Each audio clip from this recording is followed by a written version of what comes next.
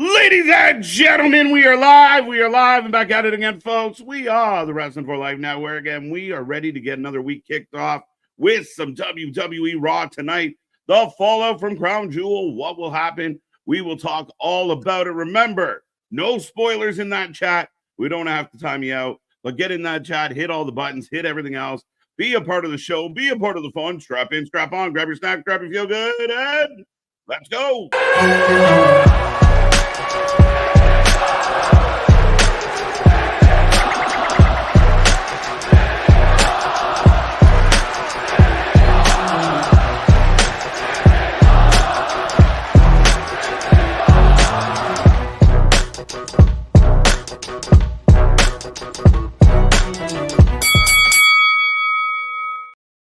Ding, ding, ding. We're live and back at it again, folks. We are the Wrestling for Life Network. This is another live stream, and we bring you WWE RAW tonight. Going to be a fun one. Busy week on the channel, as always. We got lots to dive into, lots to talk about, but it should be a fun night of RAW. 2 hours, lickety split. It's going to be a fun one, folks. As I mentioned, get in that chat.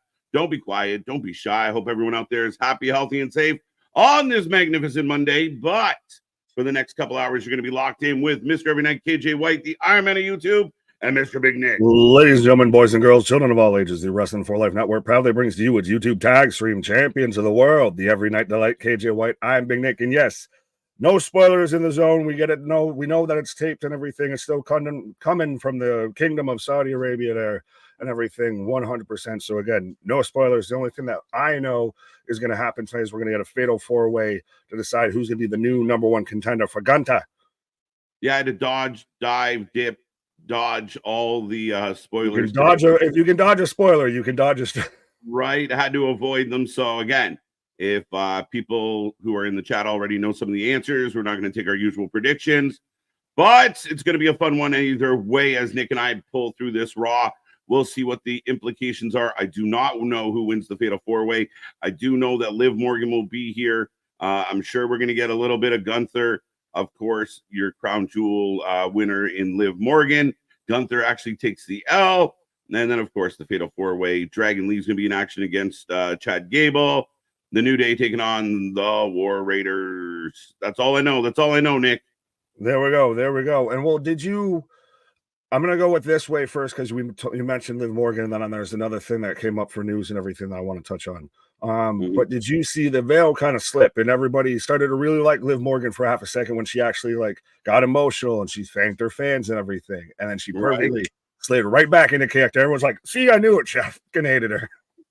No, I mean, it was a good moment for her. And I mean, we've said before that I think at times people struggle to give her the flowers that she's earned and the role that she's played on Raw in the absence of a Becky Lynch, in the absence of Rhea Ripley at times. I think her and Dom have built a good story. She gets the big W. I'm sure she's going to shove it in all of our faces as the night goes on here tonight and moving forward. But yeah, I mean, it was a big moment. I know a lot of us kind of foo-foo at the whole Saudi situation, but it was a big deal for her to get that win, and she was pretty pumped about it. So that all being said, I mean, a lot of people surprised that Cody took the W, but again, I thought overall Crown Jewel surprised me. It overachieved. Crown Jewel, outside of those two matches, was a really great show. Had really compelling stuff, even kicking it off with the Bloodline and the Bloodline Civil War mini version and everything, and the whole Sami moment, to where even we know Sami's the nicest Canadian out of all the Canadians, and even we thought he was going to sit there and heel turn for half a second there. Right. So going through that whole card, the championship matches, the champion versus champion matches on paper and everything, in ring wise, were all right to good. Obviously not super compelled with the story and everything around that. Yeah, overall a solid, Crown Jewel. They've gotten better. It's funny, I think it was the anniversary or something of when literally they had DX versus the Brothers of Destruction, and how awful of that match that was, and how much we knew the Saudi shows were just relying on old timers coming back for one more match. That's why we thought there could be a Goldberg, but now Saudi shows are focusing on current talent. On Christ, they even mentioned how they were trying to bring in more female talent as well. Yeah. No, I mean, again, overall the show surprised us. Not a lot of big moments in the sense of, title changes or anything like that. but it was very compelling overall. And again, I thought that the matches for the actual belts weren't bad. As far as, I mean, especially Cody and Gunther, I thought it was a really good match. I know some people foo-foo a roll-up finish, but sometimes there's a will and there's a way to do it, and I think they pull it off just fine. So, I mean, overall for me, I mean, not bad show. We were pleasantly surprised. Well, and another thing I wanted to get into before we say hi to the chat and everything. Hello, peoples. Did you see the news about the road to WrestleMania and how it's going to have very much more an international flair and everything going forward here this year, going into Vegas? Yeah, I mean, I think it was almost very similar to last year as far as being abroad for a lot of the shows. And it doesn't surprise me a whole lot. I mean, again, I think they did it last year or this year that we're in now. So yeah, I mean, I think it'll be a good time, good shows, a lot of exciting fans. Right. Well, you saw how they're going to have pretty much the entire month of March is going to be overseas, traveling through different shows and everything like that. I think that's, I know we've seen the international pay-per-views, but having, like I said, the whole month of March, 3 SmackDowns and 3 Raws are going to be all over international and everything. I think that's a huge step in everything for WWE. Yeah, it's crazy. And I mean, again, I think it ties into this whole game plan for Triple H to kind of take over the world as much as possible, or even more than they already have. So doesn't surprise me fully, buddy. Fair enough. I mean, they bounce around. They've got Barcelona, we've got Belgium, we've got Bologna. We're going to Italy and everything like that. Bologna has a first name. Well, and isn't WrestleMania like a week later than it is last year and everything? Because normally it's normally like the first weekend, like April 4th-ish or so. And I think this year isn't it like the 12th, or did they move that? That happened last year too? No, I mean, I believe it's been. I don't think it's a week later. Let me double check, but I do believe that it does. Even with Rumble falling in the February 1st. Yes, April 19th and 20th. So yeah, a little bit later. Fair enough. Well, so then that's okay. So that's not. You'll still have a few domestic shows before you're just strictly overseas, because I thought that would have been really crazy if the go home show for WrestleMania is in London, England. Right? Yeah, it'd be crazy, right? But I mean, again, a little bit of a tour, build up the buzz, build up the excitement. WrestleMania is one of those shows that people come from all over the world to see. So yeah, I mean, I think it's going to be insanely interesting. No, especially if you got WrestleMania in Vegas this year. I mean, you're already going to be going to Vegas internationally most of the time just to gamble and stay in hotels and see, old washed up performers on the strip. It's good times. But folks, welcome to the channel. Welcome to the show. Like I said, we're here all night long. We will be here all week long as well. Tomorrow is a big day in the US of A, apparently. So we will be back on Wednesday for 2 shows, two hosts, 1 stream. It's going to be a crazy night as we have NXT 2300 live from the 2300 Arena, the old ECW Arena, taking on AEW at the exact same time. Should be a very interesting night here on the channel. We will be watching both shows and keeping everybody up to date on everything that's going on in both directions, Nick. Absolutely. Well, it's reminded me of very much we're back to the Wednesday night wars like we had before NXT moved off of the USA Network, I actually believe. Right. But yeah, we're getting back to that, WCW Monday Night Nitro. Which one are we flipping through and paying attention to the most? Right. But that's it. I mean, tonight we'll see what Friday has to hold for as well, with SmackDown coming back out of this. And again, I think it's going to be a crazy week, folks. Make sure you hit like, share, subscribe, be a part of the shows, be a part of the family, and sub with the spoilers. No spoilers. No, we are a spoiler-free zone. No spoilers in the Wrestling for Life zone. Right. But C-Money, welcome back. Hello, my friends. We meet again. But welcome back, sir. Welcome back. Wrestling Proud. Saying happy Monday to myself, you, and Mr. Kneepad. So shout out. Damien, breaking news. Kenny Omega has announced medically cleared to compete and returning January at Wrestle Dynasty. Okay. I saw that he wasn't exactly medically cleared. I think he kind of alluded to it. He might have said that he was. I wasn't sure if it was officially clarified on that end. but he did challenge and say that he would come back at Wrestle Dynasty and hopes to fight one of essentially the younger talent in New Japan. And then also Ricochet showed up and challenged Zack Sabre Jr. to a match at Dynasty as well. It almost feels like they're moving from Wrestle Kingdom and already focusing on Dynasty, because that's more the night after when they bring in more the gaijin talent, the talent from outside New Japan. Well, I am a little surprised with Kenny being gone so long. The idea that we're getting leaks and he's putting out challenges, like that should have been kept under the rug. Like nobody should have known that was coming. And would you not? He showed up at the event and did it though. Yeah, but should you not bring him back at a big moment? Like get a pop. Would his big comeback not be in AEW instead of New Japan? Yeah, 100%. Like you're an AEW talent first, not a New Japan talent first. I mean, all due respect, right. That's where I fell in love with Kenny. Everything was him in New Japan, but still, if we don't even know that he's fully medically cleared, and then that stuff, like wait till you get back, and then you can talk about going to do a New Japan show or another show or something like that. Like it seems odd to me that you're already talking about surprise us a little, guys. Like catch us off guard. Well, and even then, is it that if he was to come back in AEW, that they have nothing for him now with the Jacksons, you have to. Presumably on the sidelines, what have you, so we can just let him do something in New Japan. If it's, I like on one hand, sorry, go ahead. What happens with the rest of the elite now? Like Okada, Perry, what are we doing with them? Like, well, the Young Bucks have just presumably kind of offed, so they've kind of up and thrown their luggage in the back of a car and said we'll be back when we want to be baby faces. So yeah, I don't know, maybe you just have them go rogue heels, and maybe that actually might be the better thing. Of now Jack Perry's not saddled with the Bucks, maybe he goes more into the scapegoat, and that kind of actually might be not too bad. And we got Okada, that could be Okada instead of just, oh, I'm so sorry, bitch. Maybe we could actually get Okada instead of Okodi. I did see rumors that Kenny would come back and go after Okada. I don't know, man. Like this company very much needs a Kenny to come back and be a main eventer, a top guy, a guy that moves the needle for this company. He really needs to be that. He needs to come back and be the voice of AEW versus Moxley. That's where your money should be right now. If I'm Tony Khan, if that's where I could put my money in and everything like that, it is, I'm getting Kenny back and I'm building him at some point. Well, I'd have to build Moxley faster, I guess. But so you can wait on Kenny and have him on the bench. You build to where Kenny represents the foundation, the history, the start of AEW versus Moxley that wants to burn it down to the ground. You get heel versus babyface.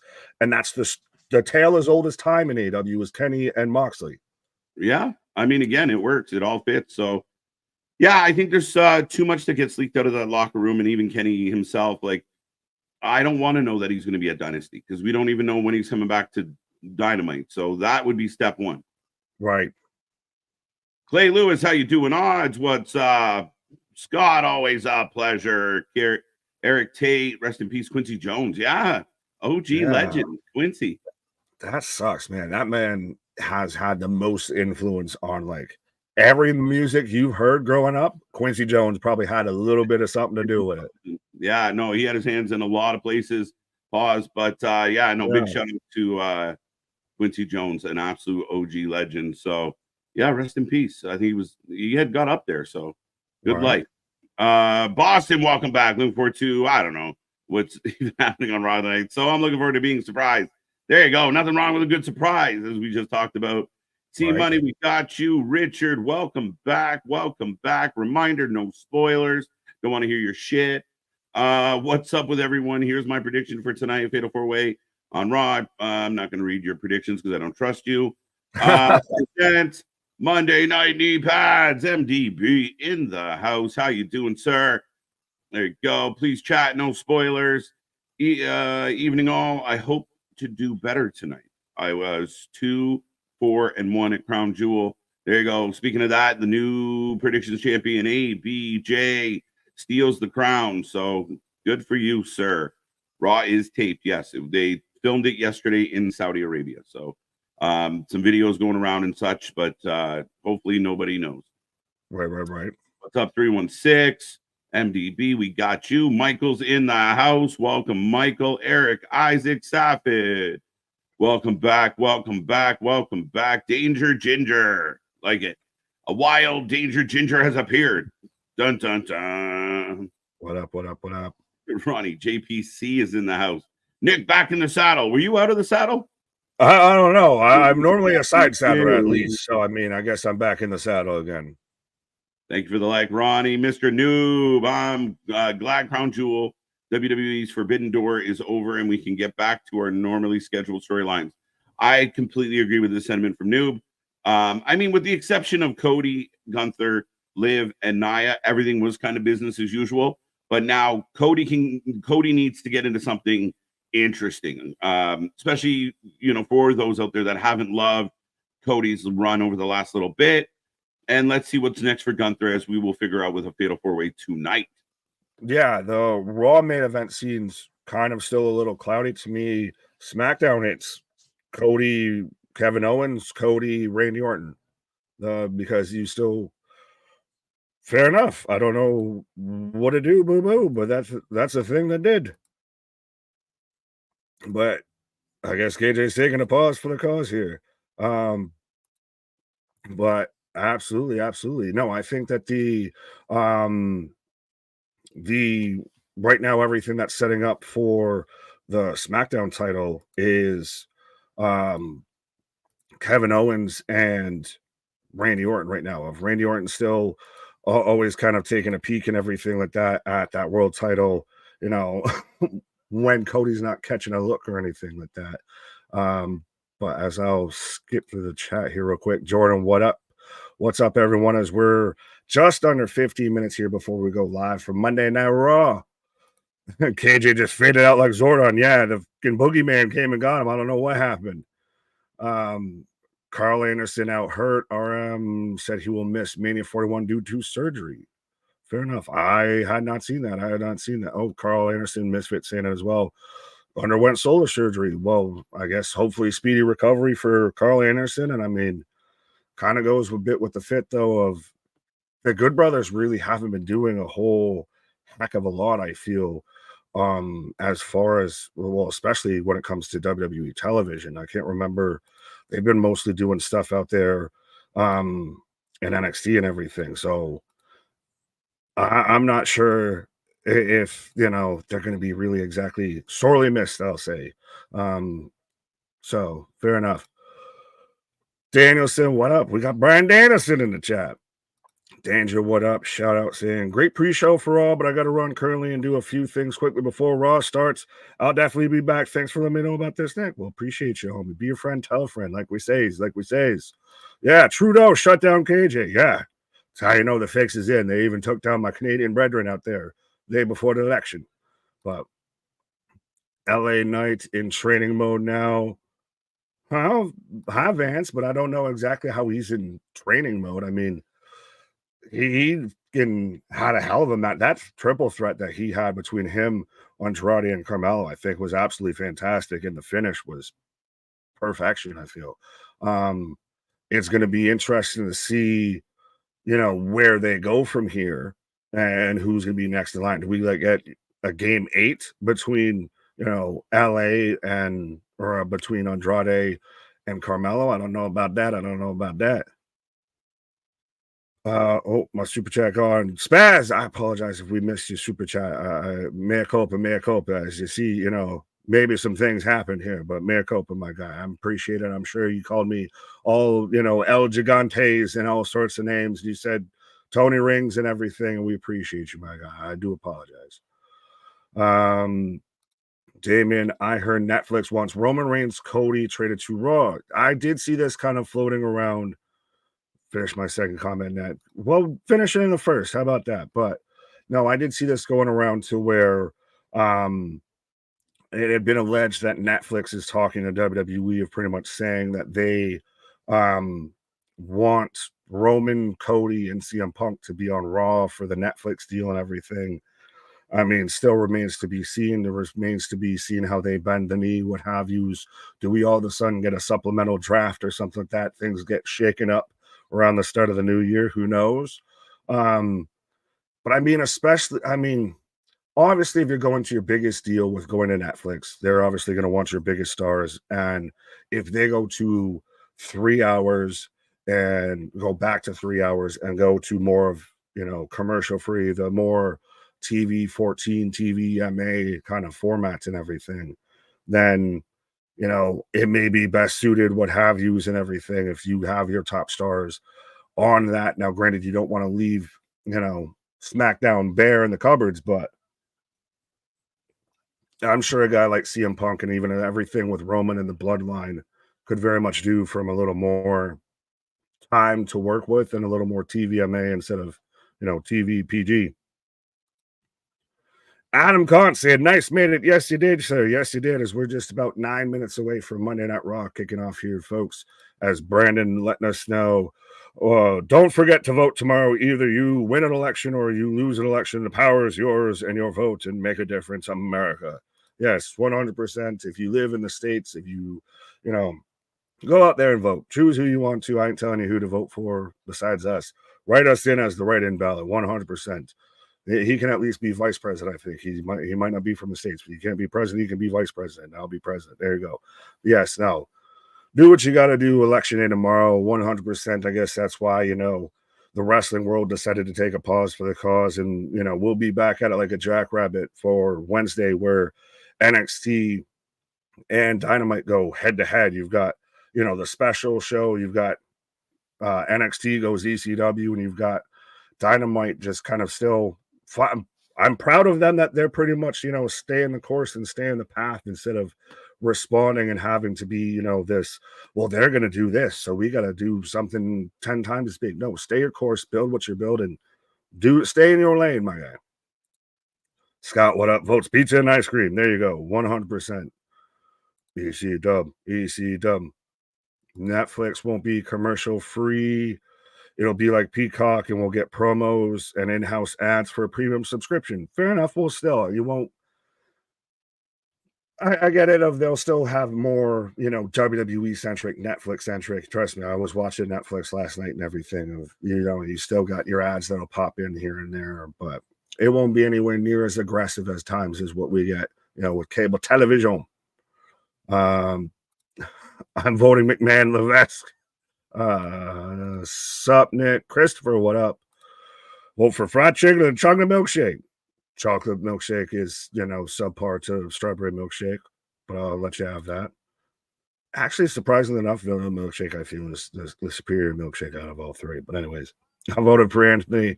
There you go, Scott. 100%. They got a write-in ballot, so 100%. Just scribble in that wrestling for life there. And while you're sitting at the polls and everything, make sure you tell all your wrestling buddies and everything, you like, share, and subscribe and everything. Hey, there's these really cool guys that do this wrestling podcast. That's 100%. You grab the phone and you hit that subscribe. I'm one of those weirdos who actually likes commercials. Well, MDB, I mean, you didn't have to tell me you liked commercials for me to know you're a weirdo, but all due respect. Love you, my guy. I'll take, yeah, we're not getting into that whole, discussions right now, but we folks are about 5 minutes away from Monday Night Raw kicking off, and I see about 80 people kicking with us. So 100% be a friend, tell a friend, like, share, and subscribe. Let everybody that you know that we're out here doing it. I vote for JBL. Yeah. Well, JBL out here still popping up and showing up wherever he may roam. I'm waiting for him to get a nice little faction going out there with Nick Nemeth and all of them's out on the independents. Yes, Boston. No politics in the chat. Shout out Soffit for voting early. Tony, what up? Denisha, what up? Damien asking me my thoughts. I vote for Joe Hendry. There we go. Vote for Pedro. Damien asking me my thoughts on Garrett Cole staying with the Yankees. That's that whole situation's just goddamn weird. He opts out and then turns around and signs a new deal, and it's a completely new deal, and just I thought he almost accepted the option back. It's a very weird situation, but I'll take it. I mean, I thought we were about to lose all the fucking rudders, all the fucking wheels falling off, but yeah, I'll take it. Kyle, what up? Anthony, what up, my guy? Do you think that the new world titles are taking away the prestige from the men and women WWE titles? Clarification. Are you saying more in like if you're following the true lineage of, I guess, the belt that Cody has is the true world championship and everything? I don't think it takes away from the prestige because I mean they're still always treated as a world title and everything. I mean, I was so hesitant in all of that when they added the new men's and world title of when you have like the two like a world title on each brand. I mean, but I think they've at least done a decent job making them validated of having them justified by who they put them on and how they treat them. Tony, Nick, who would you like to win this fatal four-way match tonight? I gotta remember who's so it's Damian Priest, Dom, Sheamus, and Seth Rollins. Well, Dom, I don't believe is winning because it's Dominic Mysterio. The mullet never lies. But yeah, so I'd already rule him out. Shamo would be interesting. I thought he'd be a solid babyface that hasn't faced Gunther in a minute.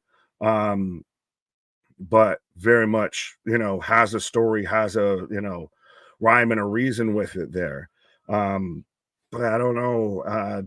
Priest and Seth are both former champions. I mean, Seth just kind of demolished Bronson, so maybe we're done with that. So maybe we get a Seth Gunther, and then that's how we get to Seth Punk for the title at, WrestleMania or something. Maybe. I'll take Seth. That was a long way to give you your answer, but so I'm long-winded sometimes. Vance, so Corbin is a free agent to wrestle with any company now. Nick, speaking of free agents who have returned. There you go. Back from the abyss. We're straight out of the mist. How you doing, sir? How you doing? Doing well. Hope everyone's doing well. We're almost at triple digits. Keep it going. But I did see you reading a question about Corbin. Right. So yes, he is current. Well, I don't believe he's currently a free agent. It's when his contract ends up. It's I think roughly around the end of 2024 is when he'd be a free agent. Yeah, I'm not sure. I guess he's still officially under that contract, but not renewing. So once his contract expires, no 90-day. Right. Yeah, he's at the end of the deal. It wasn't they released him of his contract. Right. There you go. Right. But I will jump down here. We've got Jose saying Woodford as a Cuban. I can tell you that I don't know what we're going on about, but Jose, what up? Z-Man Scar, what up? Sue, what up? Sean saying Bloodline 2.0 rules WWE. I will rule you like Jimmy King. There you go. Big W for them on the weekend. Right. KJ, I thought the Mounties came for you when your illegal maple syrup farm. That's it. They're shutting us down. We're too real. We're too raw. If you will. Too all authentic. Sam Squanch. Authentic. Sam Squanch. Right. Van saying free Ricky Starks. Let's go. Poor Ricky. Right. But we should be starting off in just about any minute here. I got about a minute left on the clock, folks. Nick and I will sync up. Make sure you're in the chat. Say hello, be a friend, tell a friend. Let's spike these numbers through the roof tonight. It's going to be a fun one. And help us get to 6K. We are less than 70 away or around 70 away. So help us out. Right. Be a friend, tell a friend. As Adam letting us know, we got raw syrup. What? There's a joke in there somewhere, Nick.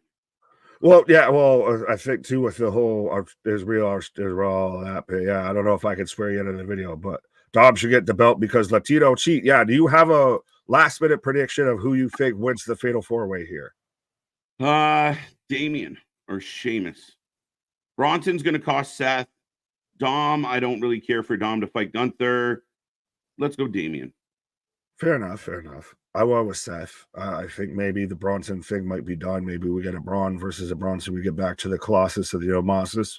Yeah, I don't know if it's done. Based on the ending of that match, I'd be surprised if Bronson's done with Seth. I'm not sure. Fair enough. Just a guess. But John, see what up as I have then. Hold. I am holding at now. Holding at now. Yes. So let me know when you are holding now as well. Watch me pop up happy.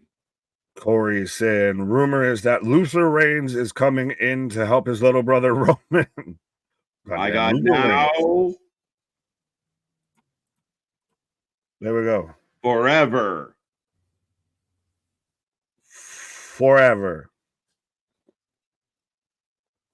We are always together. I just got together, so we're fine. I'm sure I'll take a pause and somehow not touch anything, walk away from the computer and somehow get ahead of you as usual. I mean, we're perfect. As I've got the tower, the lovely, like harp-looking ass tower from Riyadh, Saudi Arabia. Yeah, I admit I don't fully know what that is. It's a giant fly net. Right. Anthony, what up? Sorry. What? I was saying hi to Ringside Anthony in the chat. Anthony said hi. What up, Anthony? Ladies and gentlemen, we are live and ready to go. Make sure you get in that chat. Again, let us know what's on your wrestling mind tonight. We got lots to talk about. Absolutely. As I got Corey Graves and Michael Cole still getting us ready for Monday Night Raw. Yeah, it's the Crown Jewel aftermath. Boston, what up? MBB, sweet and supple. Tony Rings. I'm getting the replay from Crown Jewel from this Saturday.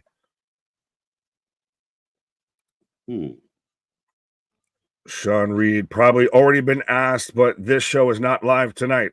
Yes, it is not live, so no spoilers, no Google machines, no, oh, well, it's just a lucky guess. No, we're going to be surprised and, react like we know nothing, because I know nothing.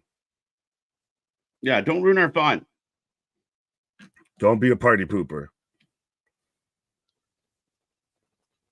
As I'm getting a replay of the tag match right now, and then we go into Seth and Bronson, which some people had their thoughts and their feelings and everything with this match. I still liked that.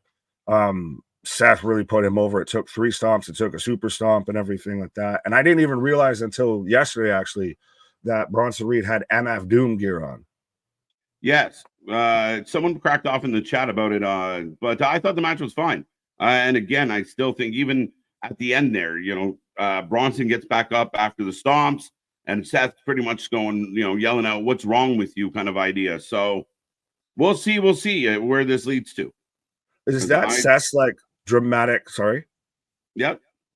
Is that like his like now go-to thing of like he did the same thing with Drew of like, you can deserve it, man? He looks back at Bronson. What the fuck is wrong with you? It's like I saw people that put up the shot side by side of Cody, dejected in the ring as Roman's walking up the ramp to Roman dejected in the ring as Sammy's walking up the ramp. Right? Some symbolism for everybody. Symbolism. I got the show, but I don't got audio.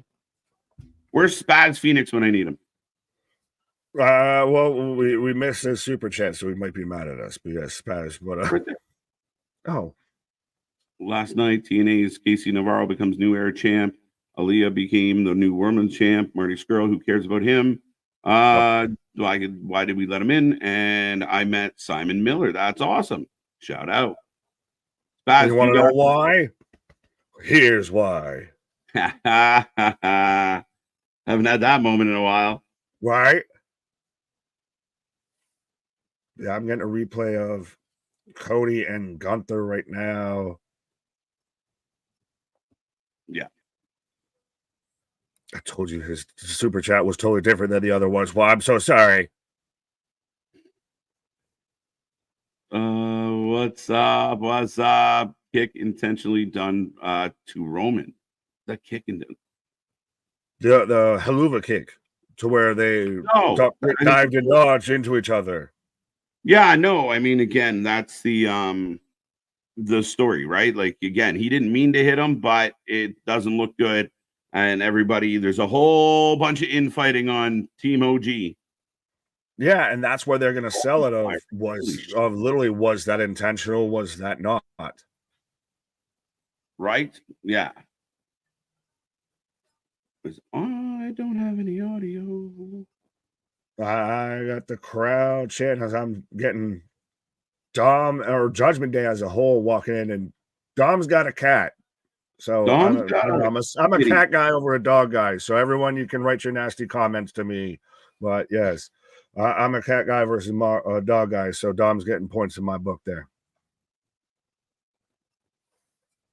This is weird. So we got all 4 contestants of the Fatal 4-Way showing up here. We're on the road to Survivor Series War Games. Absolutely, we are. And I think we're going to very much get the Bloodline Civil War in War Games. So I'm sure SmackDown this week and then Monday Night Raw will start to continue and draw on those lines between Roman and Sami and Jay and Jimmy and the OG crew. Yeah, the story continues. And I mean, now we're just getting back to a fun part. I think there's one missing piece right now. So, I mean, absolutely feel like the wise man has to pull this unit together to make them cohesive. I mean, the storytelling's been phenomenal. We saw what happened at Crown Jewel. We're looking forward to seeing what's going to happen coming out of Crown Jewel now. Right. As I've got Liv, Dom, and Raquel showing up here, as Raquel's very much leaning into like, I'm just the Diesel here. It's all she should be, and she's doing it extremely well. It was so much better than the back attack. Right. Wrestling Proud. I'm a dog guy. Christopher, thanks for clearing that up. Up guys, cat guy as well, Nick. Well, there you go. MDB's a goldfish guy. Rest in peace, Herbert. Jose is a cat and a dog guy, and C Money just letting me know it's okay. I'll just burn in hell forever. That's fine. I'm sure my cat will be there too.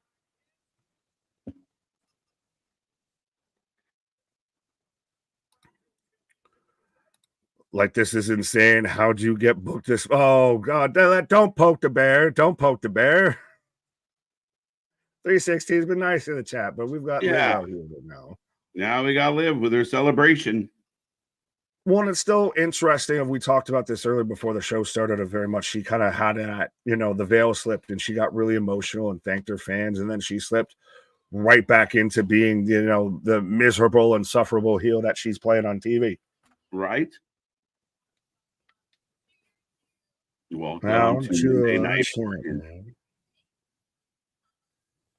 those rings are tight as hell, though. Did you see Cody trying to slide his on? I was hoping he could get that thing back off.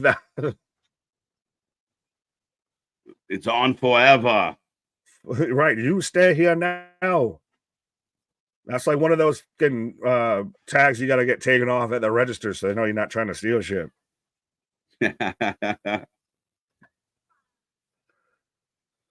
Salvador, hi, my friends. What up, Sal? What up? TJ, I don't know if we said hi to you. What up? Spanish Rachel. There you go. Spanish Rachel doing her part. As Dom making the crowd boo. Oh, don't say thank you.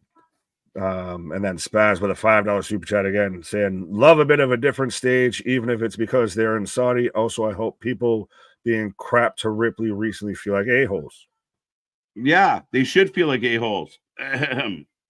I'll just click this comment for no apparent reason. 316. What? Yeah. The crowd boos. Oh.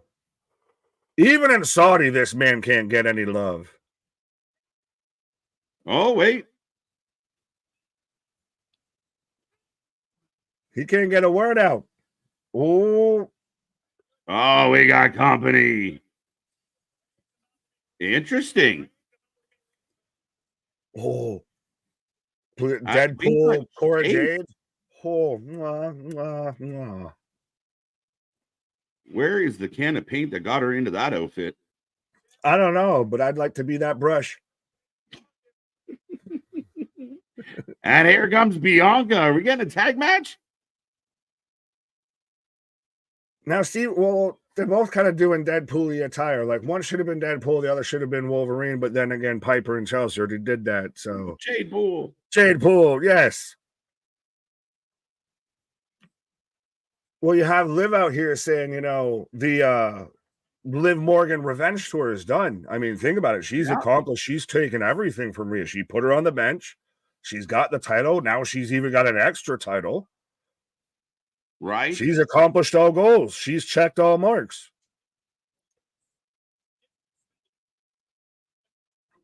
Are we going to hear what Dom Mysterio has to say? Probably not, Christian. Probably not. Probably Never. best. Never. No, she's Wednesday myth. You know that. Come on now. Right. The other Jade.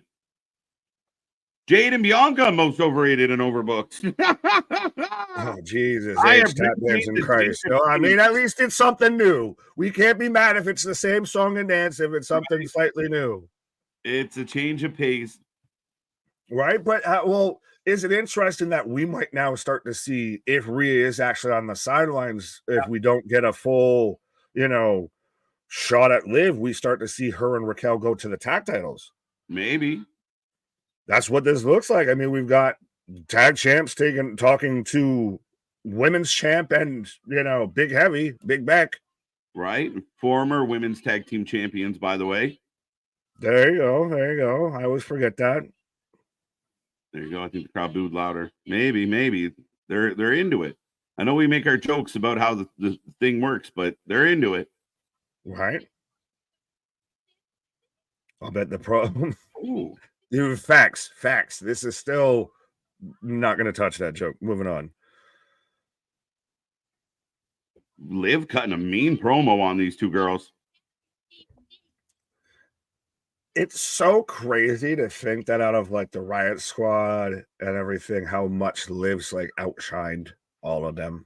And I do mean all of them. Who? I said Riots. Yeah, it was the Riot Squad. I kept thinking of getting AEW's thing, but anyways, I'm sorry. No, I mean, again, Liv's done extremely well. And even now, they come out and she's dropping the seed of doubt between the tag champs. How are you, right? The EST? Isn't the person next to you? Doesn't she think she's the EST of everything? Right. Oh, we got Pierce. And a ref. Oh, interessante. He's telling ladies.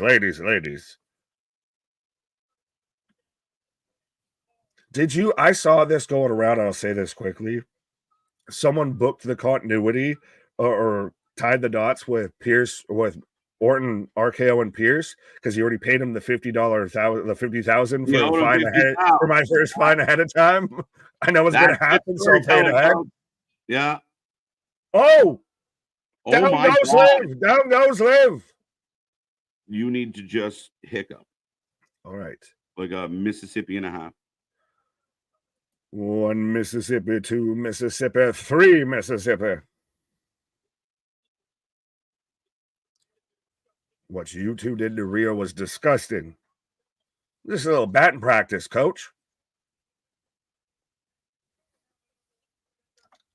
Battle Royal. For the number one contender to Liv Morgan's title, folks. Liv cooking on the mic, Anthony. I'm with you, buddy. Right. The tag champs are going to be in the Battle Royal. Dun, dun, dun. Oh, sacre bleu. And the Battle Royal starts right now. Wow. So all the ladies. People talk about Saudi, like all the ladies. Yeah, well, all the ladies that are in Saudi, so all 5 of them. All 5 of them. All 5.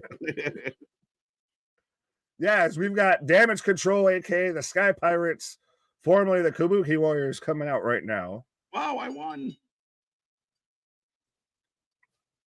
There you go, AB.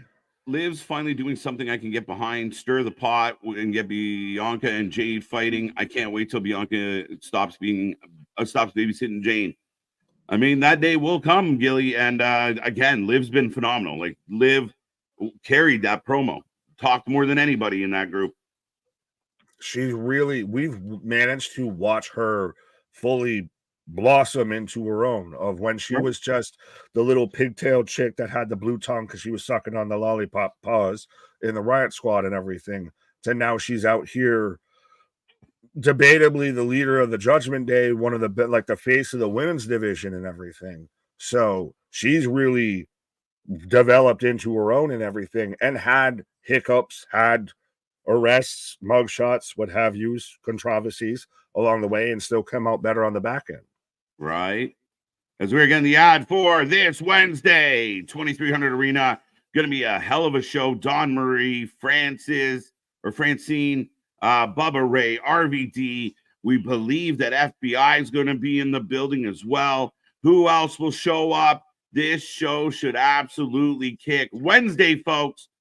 Wednesday, Wednesday. But did you also hear that's your favorite general manager in all of pro wrestling history will have a special announcement at NXT 2300? Is it a retirement announcement? Is she going back to the Hot Topic? Didn't she already do that too? I thought she already did that too. She beat Marco Stunt to it. Right. To get her job at Dunkin' Donuts back. She's head chili fry maker. Right. I'm thrilled that you're happy, sir. Trish is severely overbooked. I'm severely underbooked, C-Money. Let's be real. Right? Come on now. Well, that's what he said, and you corrected it to the fucking default. You auto-corrected his comment. I agree with C-Money, but I was thinking because, in my I know why you were thinking it. That's why I said you auto-corrected. Right? Liv, the best of the right squad. Carmella outlasted Enzo and Cass. Woods is the best in the New Day. Rollins is the best in the Shield. Dollar is the best in Judgment Day. Triple H is best in DX. There you go. All the bestesses. I disagree with some of them bestesses. Roman's the best out of the Shield. Clearly. Woods, Big E's better, but Big E's health is more of the thing. Triple H, you can have that. I actually don't disagree with that. Balor, how do you feel? I can't talk because I normally dislike Priest. So it's hard to go against that one. But thank you for the super chat. And Liv dropped the seed into good move. I picked Chelsea or EO for the win. Guys, keep your predictions. I'm not accusing you of knowing, but if you throw two people, you're at least playing you're hedging your bets. I'll give you that. So then you can't be like, see, I told you, I booked it 2 months in advance. I saw those prediction records yesterday, and all of a sudden everyone shows up here today like a savant. Let's be careful. Rain Man, motherfucker, Rain Man. This is you've heard of the Rainmaker. I am the Rain Man. Right. Who's the best out of the Nation of Domination? Wayne. Well, yeah. Well, and what I would say, Big Cass, W. Morrissey is better than Carmella out of those three. Hard to say. Carmella has been on the shelf. Big Cass is under the learning tree. Bully's had the best career away from the Dudleys. Yeah. You got any other one? Should we say best NWO member? All 57 of them? Yeah, I don't even know how to pick that one.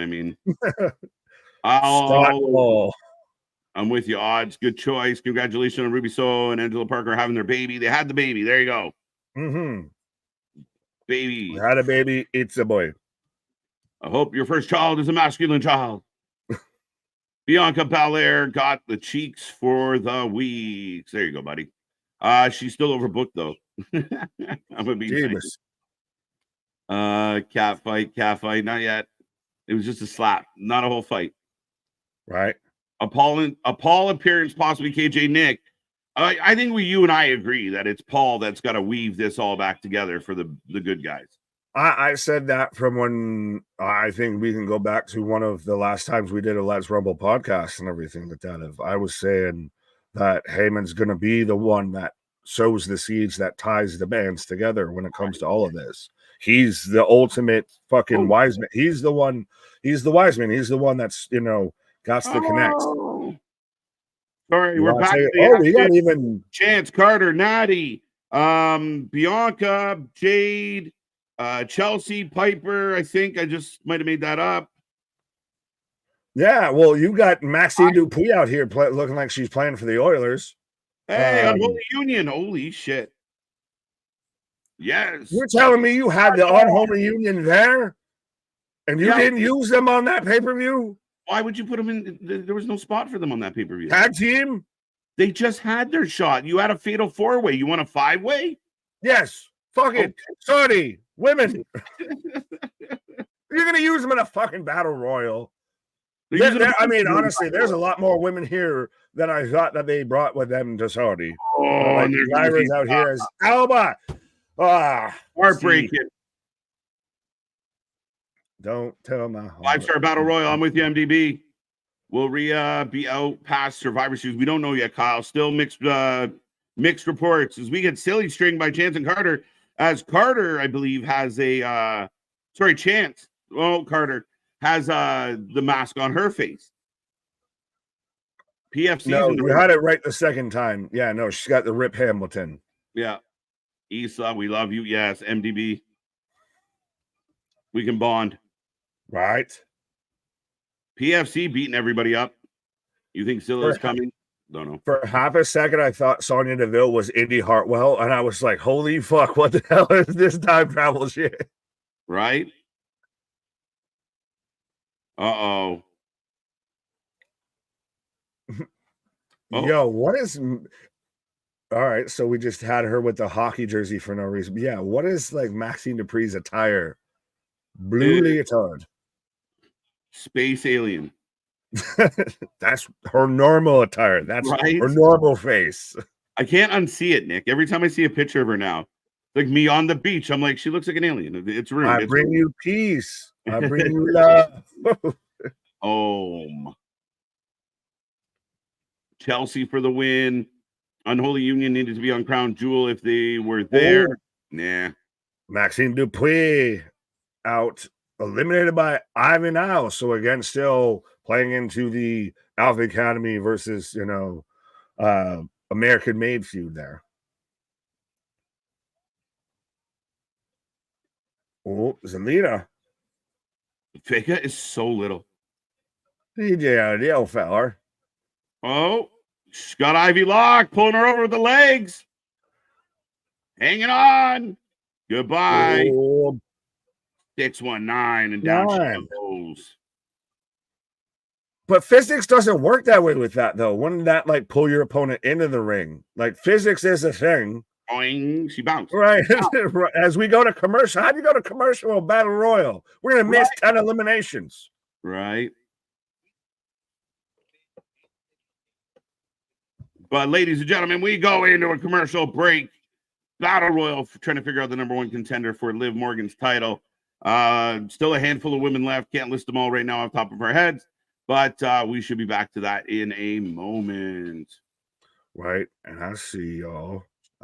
Main event girl, Paul, Jordan Kirby. Everyone went to that Google machine as soon as the commercial break hit. I see y'all. Right. I'm not hit to be square. Yeah. We're not clicking on any of your predictions, folks. And again, we don't want your spoilers. Keep them to yourself. This is why we don't put the titles on the lines, especially when it comes to these shows. Right. Yes. But as we're in a commercial break, is there anything else that you've seen over the past weekend in the wrestling world that you wanted to touch on, sir?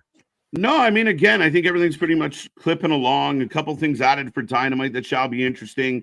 Some more, what will the Hurt Business do come Wednesday night? A lot of fun posts going around, like, kind of paying homage to ECW, getting ready for 2300. And again, I didn't spend a lot of time, trolling the usual places because I was trying to avoid spoilers all day. Hint, hint, folks. But, exactly. I'm with MDB. We all winning. Fair enough. Well, I've got a headline here of Omos says he started taking acting classes after Roman Reigns and Jey Uso segment at MSG. So Omos, the colossal Omos, was on Undertaker's podcast earlier today, 6 feet deep or whatever it is and everything like that. So I guess, it will, maybe that might be more where Omos does if he goes more Andre the Giant. If they ever redo Princess Bride, he can just play Andre's part. Mm-hmm. Right. I mean, the acting classes are good. I mean, again, he's expanding his horizons. He's trying to find a way to maybe bring more value to, just other than I'm a really big guy. So it'd be very interesting what happens with Omos moving forward. Who knows? I really don't know what to do with him. Well, and I think that's the issue with him of like, do you let him go? Do you keep him here?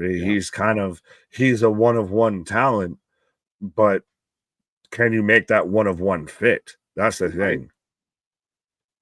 Do any of these? I'd love to see Paul throwing punches. I want to see you. I want to see it. Jordan Kirby agreeing with Paul. No, we've seen Paul throw punches. They're mostly like this.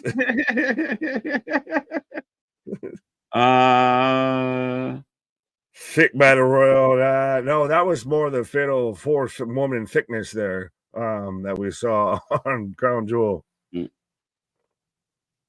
I just know that Triple H would be called a lazy booker for after Raw for a battle royal, just like he did when Rhea got hurt the first time in April. Meh, whatever. It is what it is. Can't predict. You have a storyline. You're not gonna. You need a placeholder, so let's just do it. Right. What would you have them do? Right. Anyone got anything else better? Like that's the thing is we'll critique shit, but we'll provide at least an alternative. You may not agree with it. You may not disagree with it, but at least provide an alternative versus just, well, they shouldn't have done that. So then what do you think they should have done? Show your work. Oh, as Vega's gone. Alba Fire's gone. We had Katana Chance doing a handstand. Doing her little Kofi Kingston spot. It's pretty impressive. And then just gets booted right back out from Io. So we're down to Natty, Kyrie, Bianca, Io, Sonya, Lyra, and I'm trying to Is Lyra in there still? Yes. All right, I didn't even notice. And Shayna. Your favorite bird lady, you're Mike Tyson with pigeons, except it's Lyra as the bird and everything. Should have done a reverse battle royal. No. That should have been done one time and one time only, as Kyrie Sane sent out. And every once in a while, you do a battle royal. If you do it all the fucking time, it's an issue. But they're not doing it all the time, so it is what it is. As Natty out, so. But again, now the big focus here has been tag teams as Shayna and Sonya go out, as we're left down to Jade, Bianca, and Lyra and Io. Oh, that's Lyra. Okay, it's not even all right. Kyrie's already out, but that's the thing is most of these women are in tag teams now at this point. So the focus of this whole division is, tag teams here. Oh, as Jade and Bianca backing up, battling, drawing squares like the Battle of Waterloo and all of that. And we're fighting again. Nick sounds like the voiceover for Nickelodeon. Nick, Nickelodeon. Well, that might fit because that was my mother's nickname for me, actually. Nickelodeon. Yeah. I'm a 90s kid, my guy. Of course it was Nickelodeon. Anyone that was named Nick in the 90s, you got referenced to Nickelodeon 100%. Double power slam. Big boot by Io. She's holding on, making a battle. Uh-oh. Into the post. That was rude. Crude and unattractive. That was just Io getting chucked into the turnbuckle. Lyra's out on one side, Io's out on the other, as Jade Poole and Bianca Poole staring each other down. This is interesting. Well, if they would have been out, it would have came down to the two of them. You can't both win it, bitch. The crowd going nuts. The crowd is going nuts. As both other women back in here. Howdy and Glam Slam. Thank you, ma'am. Shaded. To always be a Glam Slam toss. Right. Oh, Raquel pulling on the braid. Whipping Jane handcuffs. Smack a little booty all whip my belt. Scream help. Get up. Help her. Do it. Oh. Right in front of the officials. So it's all good. It's all good. No DQ. The tag champs are done. So we're down to Lyra and Io. That's it. Let's go. Sorry, bird lady, you gotta go. Right. Yeah, 4-4. Crowd There's breaks the on the "You pivot. suck" chance. Right. What up? And they're running. Run, bitch, run! Oh, Meteora, double knees into the corner. Why is she Just out like here Meteor. dressed with like a fucking braid, like a stegosaurus? Right? The fuck are you doing out here? It's a defensive Back elbow. maneuver. Yeah, cue the meme. Run, bitch, run. Oh. Oh. Oh, Oh, Io's in up and trouble. over. No, you're. Oh, she grabbed her. Yeah, you're ahead. See, I didn't do nothing. Bird Lady holding on, but one hand. With the leg. Sweep the leg. So we got both women on the outside. Both went over the top rope. So whoever falls is out. Oh, Bird Lady holding on. By the crux of her foot. She's just getting kicked in the face by Io. one claw. Why won't you just die? Right. This is the part where you fall down now. Jesus Christ. Io just wailing away on her. Shoving Io. Big boot. Oh, fucking folded that woman. Bird Lady. She got her up. Oh, all you got to do is just fall back. Just fall back and you still technically win as long as your heels don't hit before her heels. Oh, that was in the titty. In the breasticle. Throwback suplex. Oh, and Io wins. And Io. That's so fucking hits that and then can pop right into her celebration and pop right back. Right. Still dancing on her head. Shinsuke Nakamura would be proud, and so would Amon-Ra St. Brown too. Right, the power of Christ compels you, Io. What the hell? Well, yeah, no, I'd take a curse for that. What? Io Sky, your new #1 contender, folks. Yeah. Yeah, or you got that Dom mentality of you think about tendies instead of contender. As I got the New Day backstage. Yeah, but Io's overbooked, Boston. All right, we got it. We all know the joke. We got it. We move along. That's the new transition. I'm waiting for it now.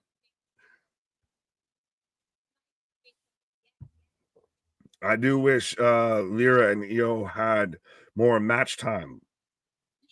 Should they have done like you see in times to where you get down to the final two and then those two have a match? I like the one-on-one or like the final two go to a pinfall, but I mean it was a battle royal. I mean, I thought they fought well. I think they'll fight again in the future. Fuck you, MDB. Nick doesn't like our jokes. Nick is overbooked. Well, Gilly's saying, what the fuck? Io, you're not Nakamura. No, I think it was a perfect homage. We hating on the cell? We're really hating on the cell. Oh, howdy doody. Oh. Hey, McGilligutty. Yeah, well, this is going back to, hey, what if this is, we didn't want Cross in them. We wanted you. Remember, Bo was part of the B team. Go, go, go. As Miz is bound and masked. Yo, this is straight out of how many horror movies, B, C, A, B, all of that in the alphabet have you seen that where they're like, I'm going to make you wear the mask you made me wear? You got this all wrong. Howdy, howdy, howdy, ho. Somehow this might be Miz's best acting credit here. It's not good. He's not good. No, yeah, but yo, tell me that. Oh my god, Bo just sat there and he's now whispering in Miz's ear, and I swear to God, for a half a second, I was like, "Bray, what the fuck?" Yeah.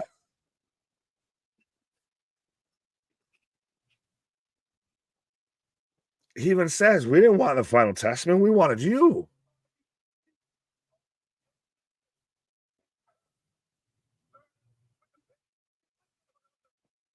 Health burning with the pain you've inflicted on others. Bo's getting biblics with this shit. This But is Steve from Marine. Might be, man. Right? But this is so good because there's half a second of them mentioning the B team and all of that and the Miz Taraj clicks it back into gear of, right. No, he's got a fucking vendetta with this asshole. Do they bring back the other half of B team? Curtis Axel, Ryback.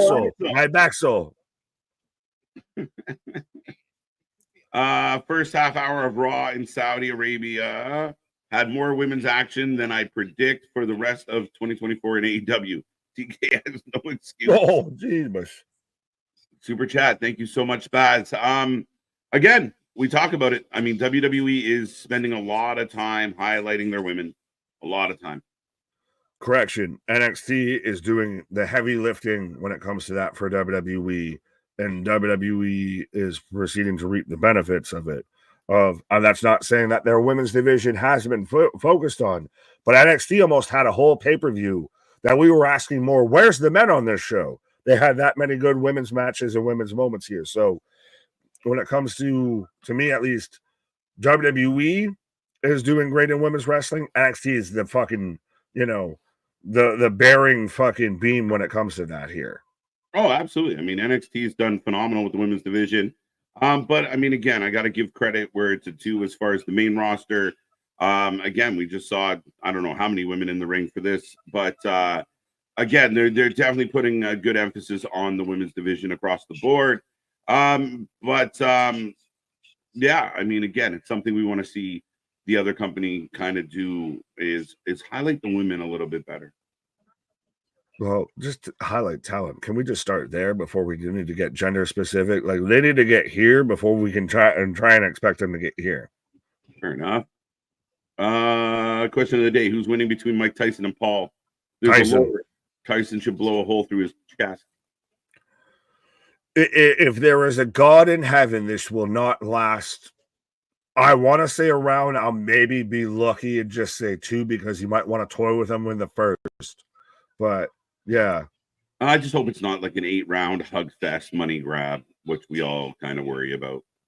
Yeah. Is it an actual pay-per-view or is it just on Netflix? Like if you got the $5.99, $9.99, whatever it is for Netflix, you got it. Yeah, like the Brady roast and the fair enough. So then, as far as I know, hug it out. Cool. At least I'll have something to watch. As far as I know, if there is a merciful God, Jake Paul will get starched out and never won a box ever again. So he can stay to his tough man competitions. Just don't actually challenge athletes or actual boxers ever again. Right.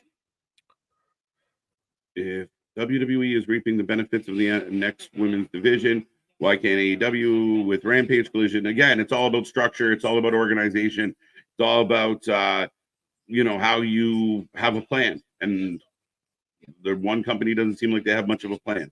What are we doing this week, boss? I don't know. But I do, and I'm in commercial right now, but I do at least like that we talked about this of say even we're going to be here Wednesday for both shows, both companies going at it. I like that AEW staying with what they've already been doing instead of reacting and we're going to book we've got to now have this person show up here and everything. I'm not saying it's good. I'm just saying at least they stayed the fucking course and we're staying with that instead of being that reactionary like they always are of let's just do some surprise shit just because they're doing shit. Yeah, I don't know. I'm kind of torn about it. I mean, I like them again, they're putting together a show. I'm just really surprised that there was no more talk about it. To me, it seems like, oh, here you go. This is Goldberg talking about his retirement match. So it's official. He had it when he would announce it right there. They didn't realize that they softly rung the bell behind him, counted, a 10 count, and he was counted out. There you go. Goldberg's retired. Yeah. Who the fuck does Goldberg face in his retirement match besides Air? Gunther. A mop? A broom? A pad? But yeah, so sometime in 2025, Goldberg's gonna have a retirement match. Yay! It's so weird when you're already retired that we bring you out of retirement to retire you. It's like digging up a grave to fucking put him back in there. Put it back in the hole. Right. We buried you wrong. Does he face Gage? Gage Goldberg? Is he done at Colorado? Right. And it's, father meets son? Maybe. Goldberg versus Ryback. Just off a pier. They fight at the edge of a fucking active volcano. Right. As up next, we got the New Day taking on the War Raiders, folks. Right. Ryback, I don't think Ryback can get in the ring and wrestle even if he wanted to. I think he talks a lot, knowing that he can't physically do it. It would be like watching fucking the tortoise versus the tortoise. No fun for anybody. I was going to say, who do you think can at least get in the ring? Ryback or Goldberg? Because we've seen Goldberg at least try, right. And that man slid.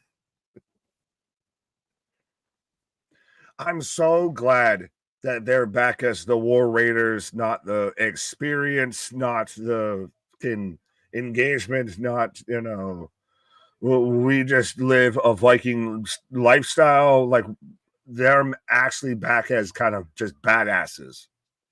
Oh, yeah. And I mean, the visual looks good. I mean, I love this because I know some people said, well, why did dude showing it? Like, it's so silly. I hated the shields. I hated the stupid fucking face paint. I hated going too much into the gimmick. Fair enough. Right.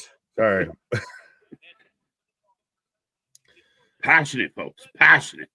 Fair enough. And if you needed to watch an AI movie to end all AI movies, you can watch Red One, #not-sponsored, starring Chris Evans, Dwayne The Rock Johnson, J.K. Simmons, right. And all of that. And you can see how swole Santa does. But yeah, we're underway here. Goldberg versus John Cena at WrestleMania 40. Ugh. No. Please no. John is still on the retirement tour. I'd like to see him leave standing and not in a wheelchair. Right? We don't want to end the retirement tour early. Ask Bret Hart. How many years ago was it when he almost crippled the Taker? And we still think this man's going to turn around and hit a jackhammer now? How many men have been able to make Undertaker in ring break, fave? Like Taker was like, fuck this guy. Who the fuck booked this? Why am I here? My head hurts. Where's Bret Hart when I need him? Right? We're all been running on this one, folks. I'll be right back, Nikki. There. KJ's got to go and find a suitable opponent for Goldberg's retirement match here. I'm underway with the Viking Raiders taking on the New Day. And, with a crossbody splash into Woods on the barricade here. So 100% let me know if you haven't already who you're taking to this match. I'll still click on it even if it's probably spoilers, because I mean this could still kind of go either way, and I still think that we're at least going to get, now to me the clock is ticking before we get a Woods heel turn and he finally snaps and he finally loses it on Kofi and just, I can't take this anymore. We actually get more of a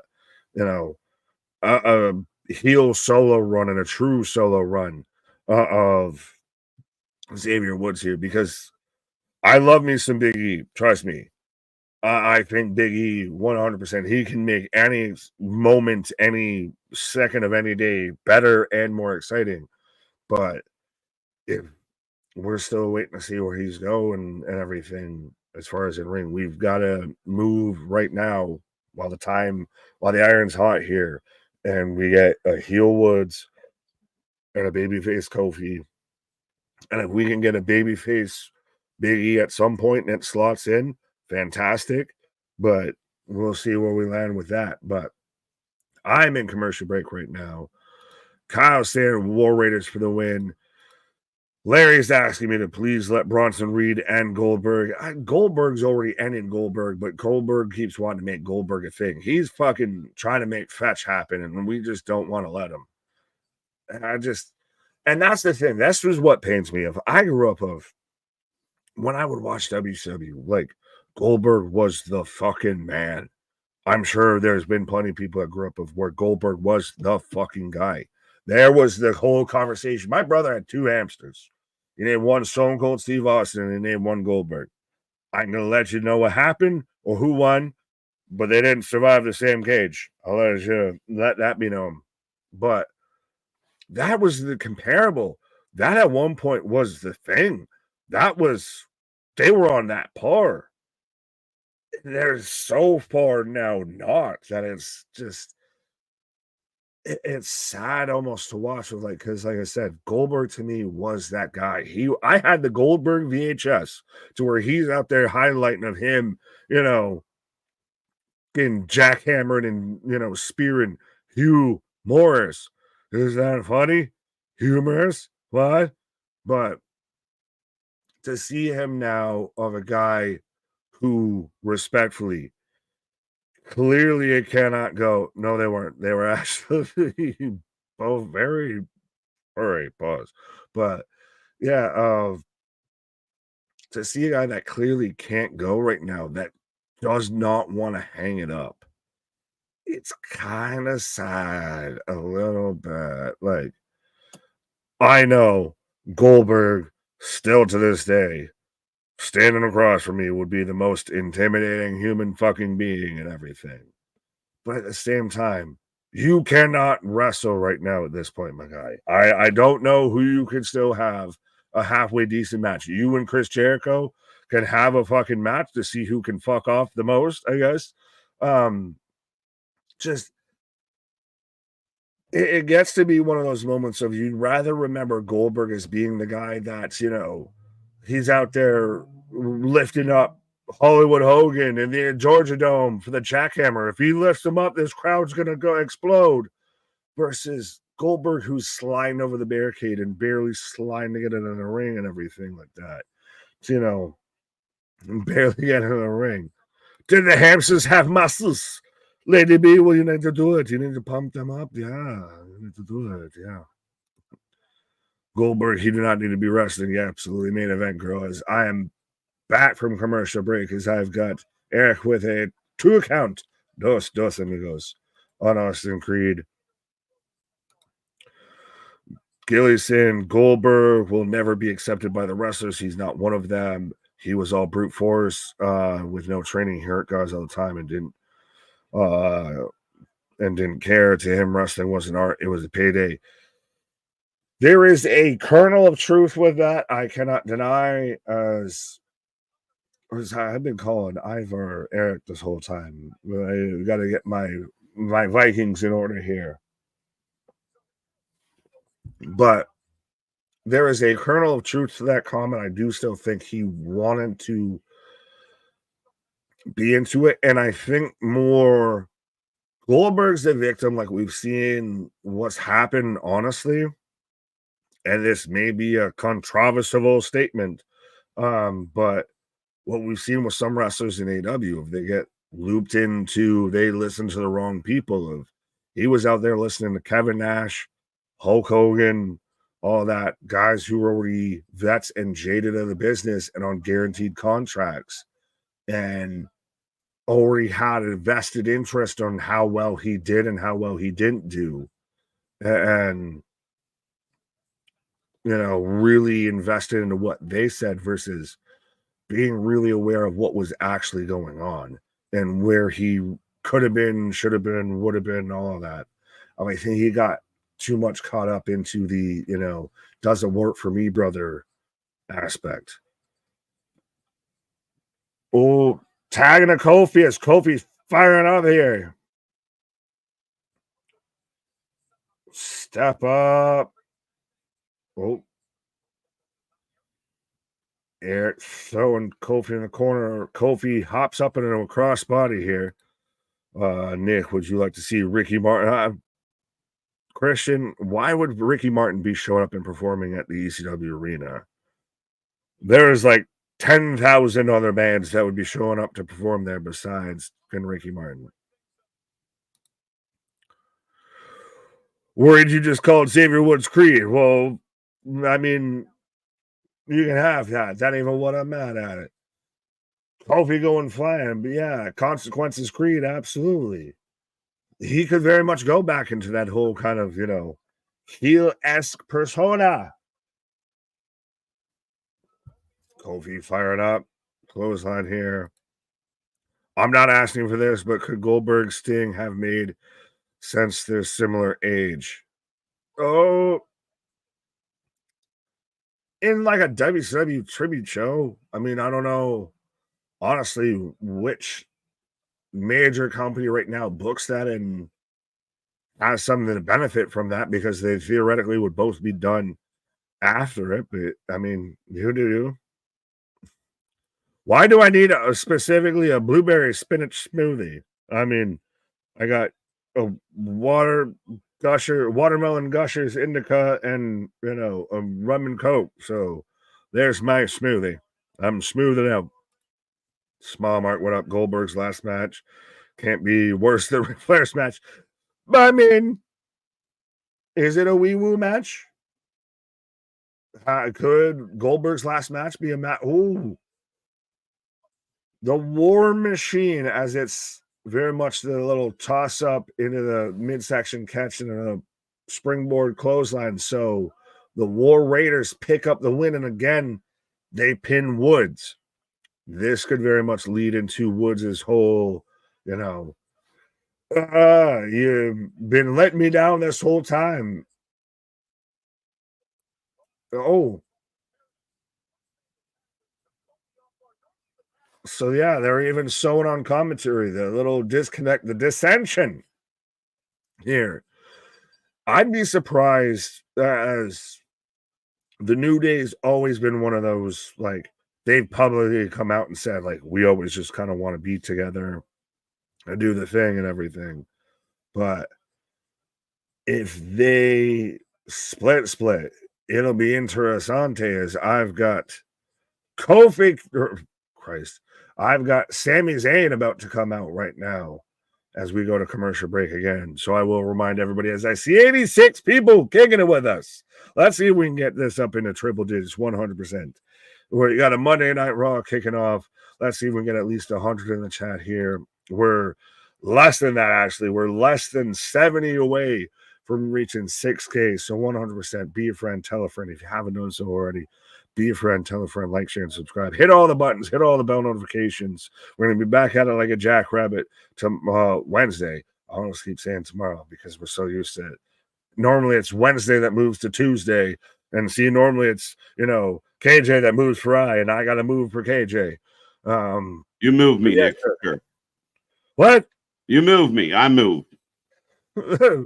I feel the earth move under my feet. Right. As we go into commercial break, another good win for the War Raiders. So Kofi and Xavier still having troubles, buddy. Well, still going to be, I think, that, dissension here. Like I said it earlier, of if Big E was closer, like if we thought that he was still going to be there, and still, even if he does, that'll be great and that'll help play into the story. But I think you very much need to now at this point start to pull the trigger here. We need this breakup, this dissension. We can't keep teasing it and teasing it and teasing it. Nothing. Right? No, eventually something's got to happen. You got to pull the trigger on this some way. So it feels like it's getting closer, I hope. Right. But welcome, Wesley. Sami Zayn up next. Much MDB's thrilled. Sami has plaid knee pads.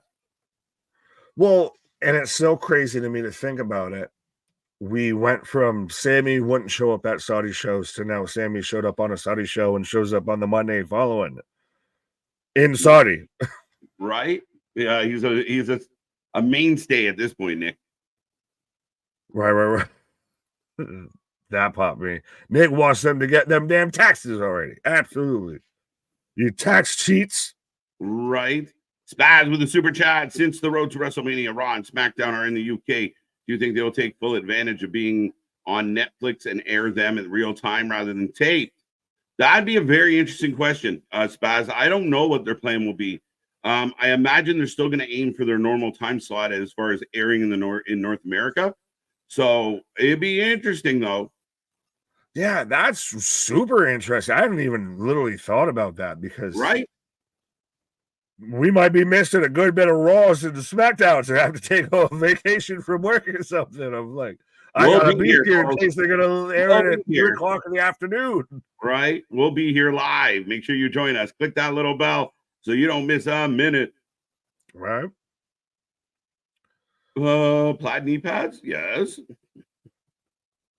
I just realized though, thank you, MDB, for now giving me my, Halloween costume next year. I'm gonna just do Irwin R. Wyndham. Perfect. Tax season. Right. I'll be out here with the glasses, the suspenders. I just gotta get a long wig because my shit don't grow long anymore. Right. My shit's more reseeding instead of preceding. Yeah, no shit. Did you talk about Becky turning down a $2 million offer? I had not seen those reports, Gilly, to be 100% honest with you. Though I would caution you before you believe what you read out there. Yeah, I had not heard that at all. The most I've always constantly pretty much at this point heard about Becky has been more of just she's happy being a mom. And good on you. 100%. I'm fine with that. Yeah, I imagine she'll be back. And she'll probably be back around WrestleMania season. Maybe they save it for a Royal Rumble pop. I don't want to guess on it because I'd rather be happy and be surprised when she shows up and then anticipate of, well, she didn't fucking show up.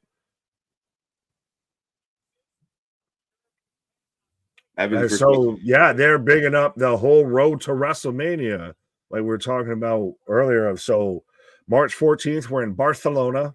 15th, we've got the Road to WrestleMania house show. 16th, Germany.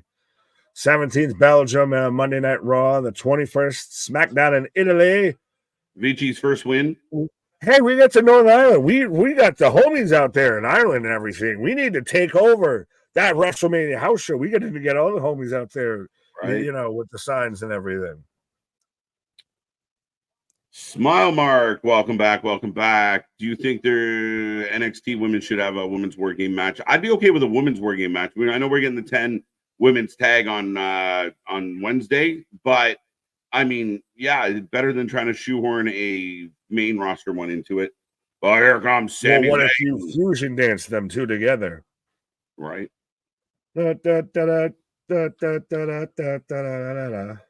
Yeah. Again, careful. I caution you, but Meltzer, I also turned down a $2 million. Yeah, exactly. Meltzer also reported the sky is actually purple, so we're good to go. Yeah, remember when he said that Shibata had his brain removed and stepped aside, and then they put it back in and everything like that. Everybody likes to misremember when people say stupid shit like that, right? False reporting on Becky as we're getting a replay of Sami kicking Roman. Well, I'm set right now. I've got the Usos and Sami kind of fighting it out there. Oh, shout out to the little girl that they show that's in her pajamas. This is probably like 2 a.m. right now. She's like, I'm just waving. Everyone's waving. I don't know what I'm waving.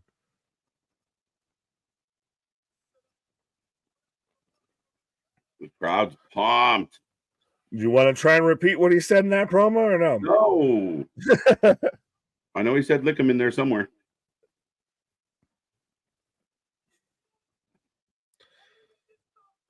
Anyone ever thought I would? What's up, Terrence? From the great state of Maryland. Merlin? Where them crabs at? Pause, lad.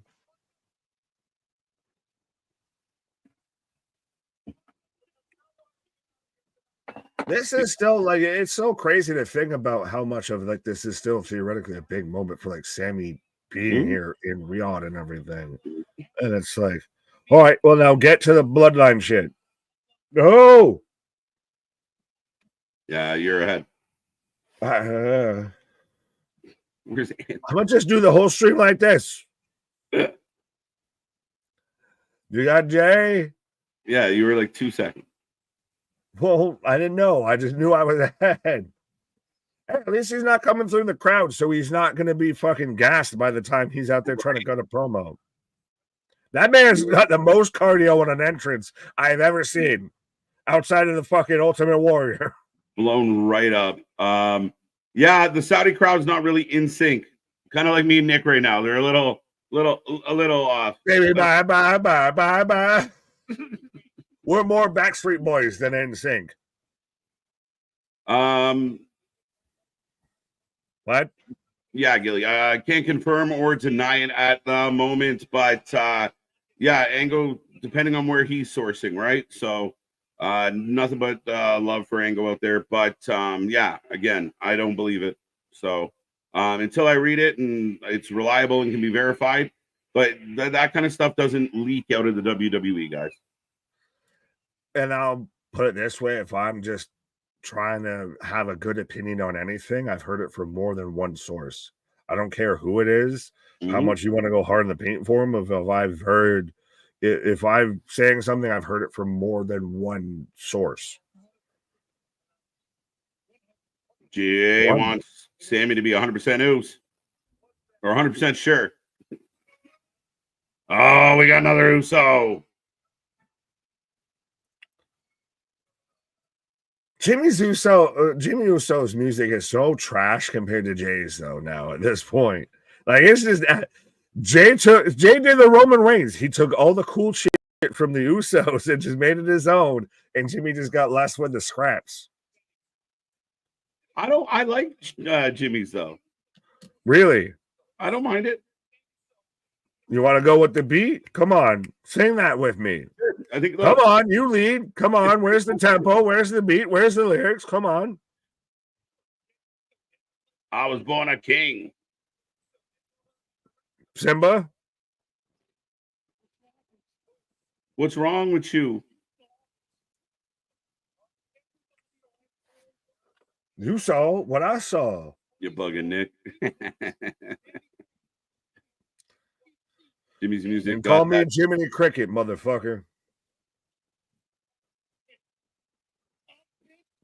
And we drop in beats with Metro.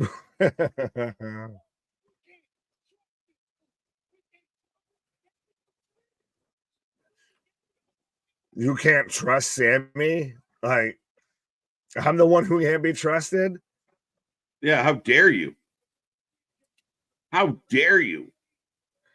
That's actually, though, very valid from Sami out here of saying, really? Of all the people, you of all people are going to say, I can't be trusted? Right? Damien. I was born a king, the banger. The banger king, Damien. That's sticking, homie. You couldn't even sit there and take the leader of the Hopium tribe. He's like, I am a king. I am a boy, Damon. You super kick Jay in the face.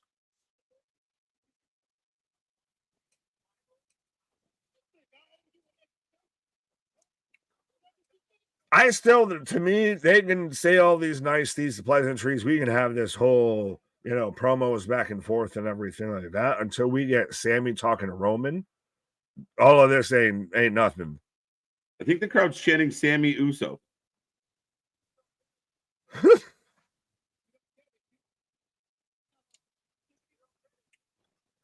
You don't get it, do you? Oh, I don't hate you, bro. Aww.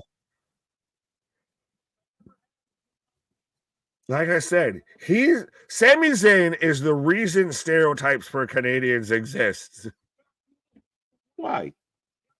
Because he's polite as fuck. He should be the most mad about everything. And he's the nicest person in this whole situation. And then boot to the face. Right. Mind your business. Sami Uso chants.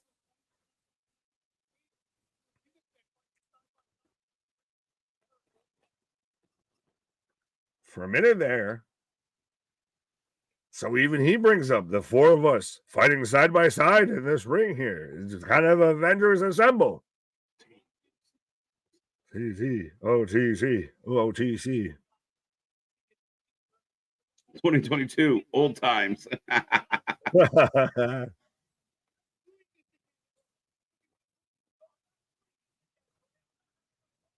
I'm not doing this again. I'm not getting gaslit. Hey, two sides of the same coin. Is it so interesting that Kevin Owens, Captain Gaslighter right now, and you have Sam out here of pretty much out here of like, I'm not getting gaslit, of like they're fucking yin yang shit. Oh. No, but it's very much similar to Jay of like, listen, I mean, I like you guys, but I'm not fucking around. And Jay said the same thing of like, you know, oh.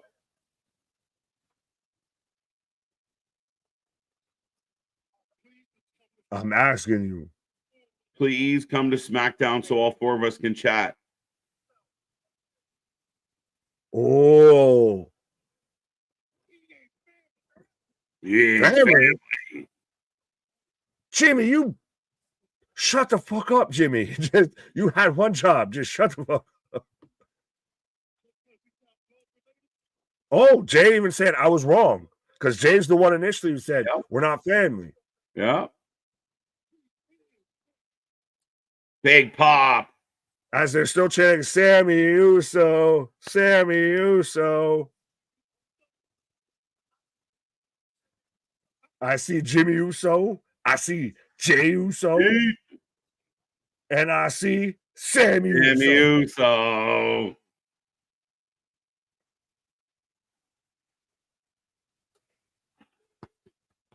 Oh, and even through all the mustache and all the beard and all the ginger hair, this man can still hide that smirk he's having.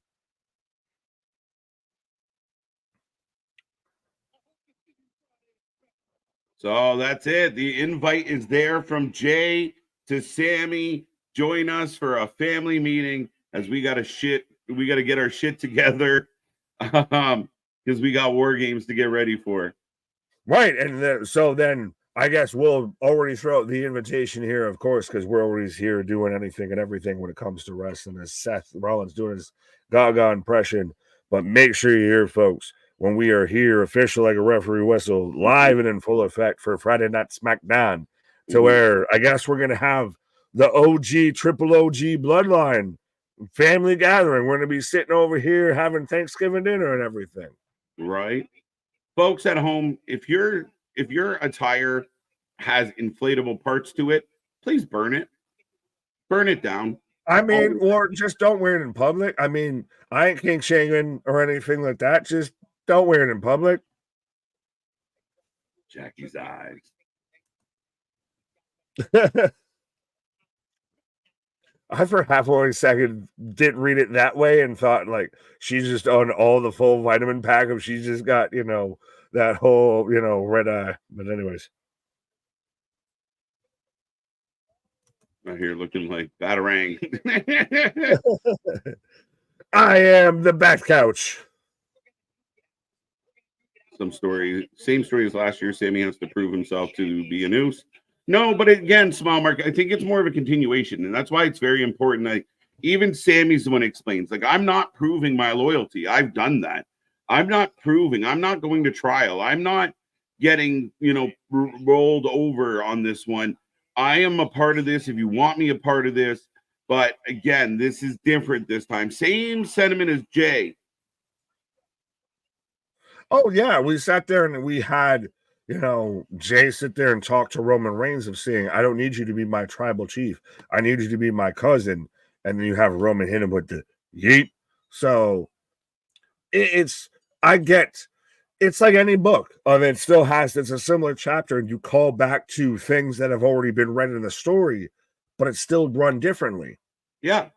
Well, again, it's like a good old sequel, right? Like it's same characters. They just have, evolving feelings about the circumstances. So again, I mean, it very much seems like Sami's going to be there on Friday, and I still think they're going to be fighting. I still think there's going to be arguing. In the middle of that fighting and arguing, I think we might get, ladies and gentlemen, my name is Paul Heyman. Heyman.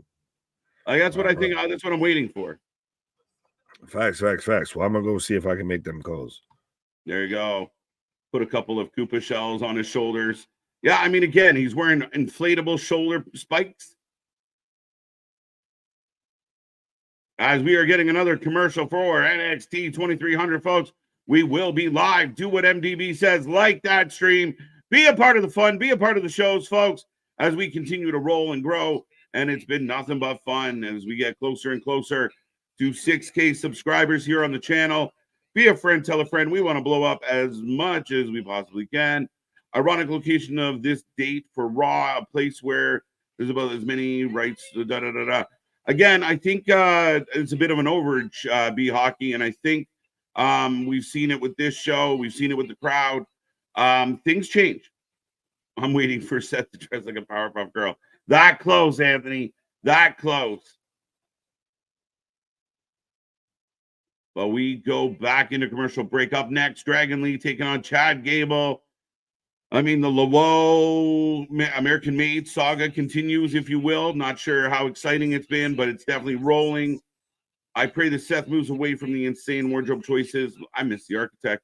Yeah, I just don't think it's necessary. I like when Seth was coming out, even when he first returned for his fight with Bronson Reed. Yeah, I kind of like him being a little more serious. Paul Heyman shows up at 2300. I wish. I think that's how the show should start, but I don't know how you do that, right? Like, I mean, again, they might do it anyway, but I would love to see Paul Heyman at that show.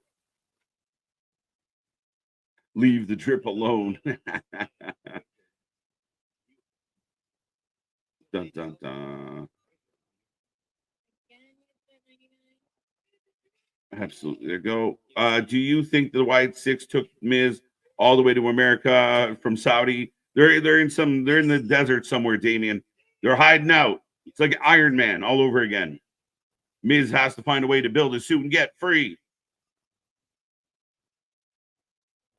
Bum, bum, bum. What else is supposed to come tonight? Oh, yeah, we still have the Fatal 4-Way main event. As time clicks by, we got about 45 minutes left on the clock, folks. But anyone out there big fan of the drip? I know our buddy here, Theater, was defending it a little, but anybody else?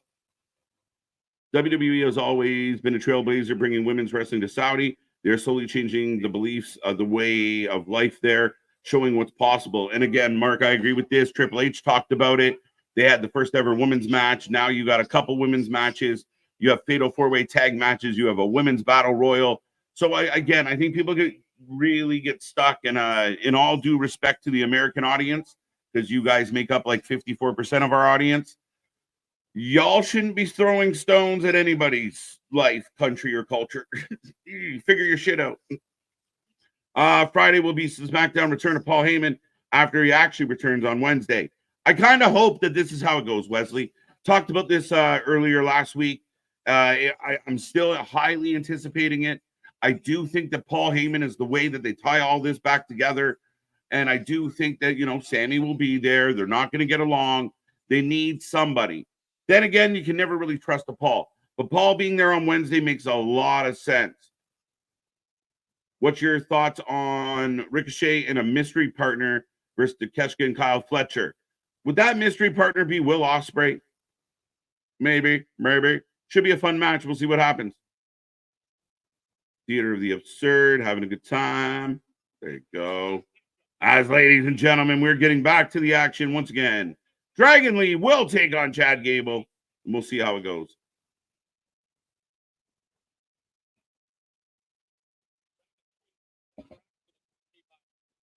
Vega back out here after getting dumped in the Battle Royal.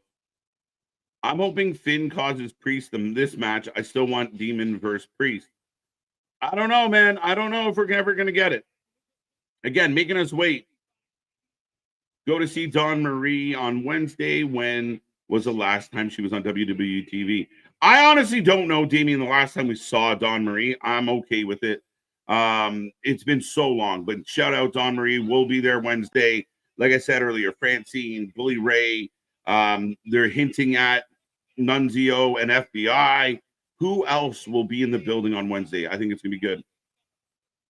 Why did someone bring that up? I don't know what you're asking. Why is everyone hating on Dragon Lee? I don't know. I got no issue with Dragon Lee. I think Dragon Lee's got a bright future. We know the stories upset some people when he did sign. So, I mean, I got no issue with Dragon Lee. I really wouldn't like Paul coming back on NXT before coming back on the Bloodline story. They should have had Paul show up last Friday. I said that as well. Like, well, I'll bring him back at Crown Jewel then this way, but we'll see. I don't know. Does he stay away from NXT because he hasn't returned to the Bloodline, or do they just say fuck it and roll with it? I don't know, Boston. I get you, though. But if he shows up on Wednesday, we're definitely getting him on Friday. As the crowd starts chanting, "You suck at Gable." What do you think of Mariah May versus Anna Jay match on Collision? Listen, Anna Jay's done well. Anna Jay's come a long way. If you want to push Anna Jay a bit, go ahead. Mariah May hasn't done a whole lot since being champion. We spend more time talking about Mercedes than we do Mariah May. It's a little unfortunate. I do feel like the AEW women's division needs so much improvement. It needs to be booked better. It needs to be highlighted more. That main women's title, not the TBS title, the actual women's championship, it doesn't feel super important right now. Chad, do you think Charles Mason would be good in NXT? Yes or no? Yeah. The thing with Mason is he's a good wrestler. He works real strong. He is to me, Charles Mason is real good for WWE. He's character driven, right? Like if you've watched Charles on the indies, he's very character driven. And that's what I like about him. So if you put him in a place that can fine tune his skills, plus work on his product, like produce him a little better, I think he's got a lot of potential. A really, really strong heel, a really menacing heel. Yeah, I don't see why not. We need Lance Storm. Let me be serious for a minute, Mark. Dragon Lee's mask has a ponytail, and he wants to be Rey Mysterio's son so bad. That's my issue with Dragon Lee. Terrible reasons. Well, up and over. Chad into the turnbuckle, eating a foot.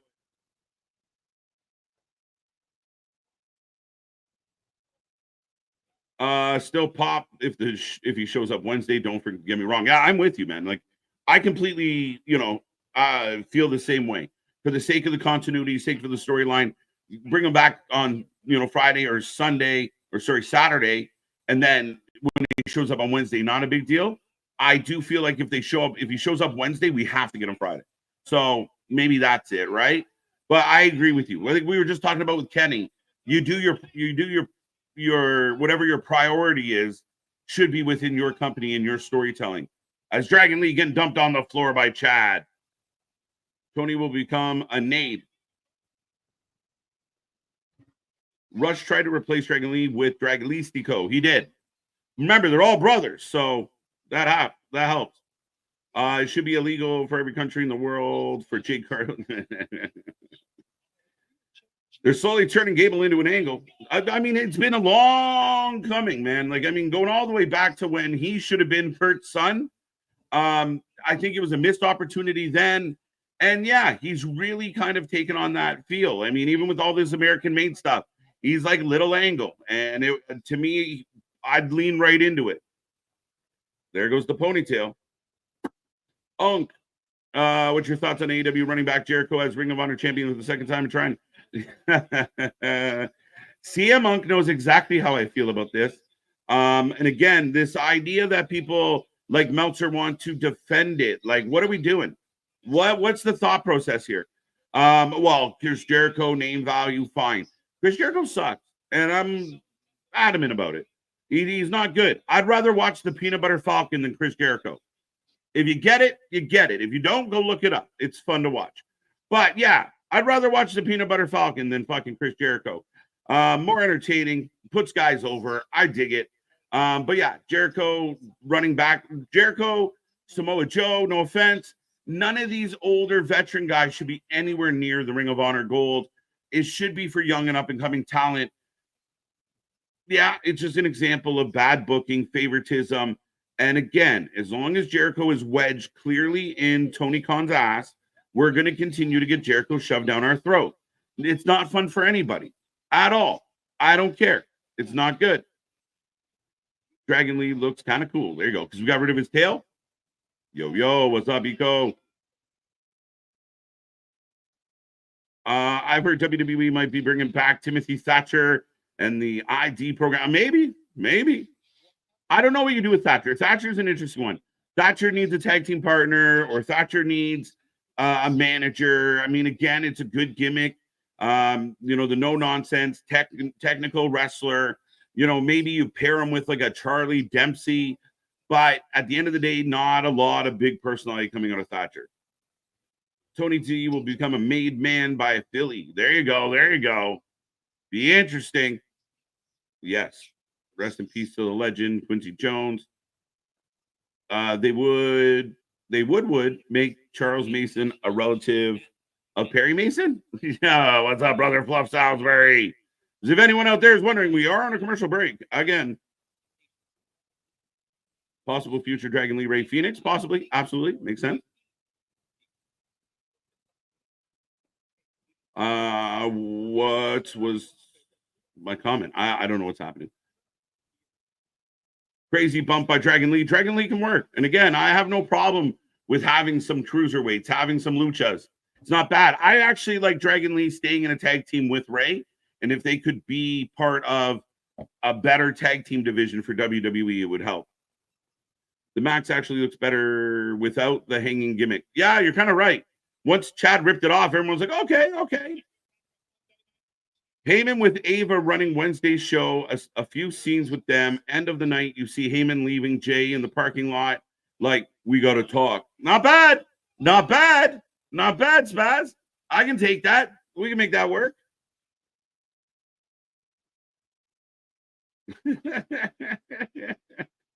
Jericho can't exist too long without any title. Again, it's just an ego stroke. It really is. It's sad.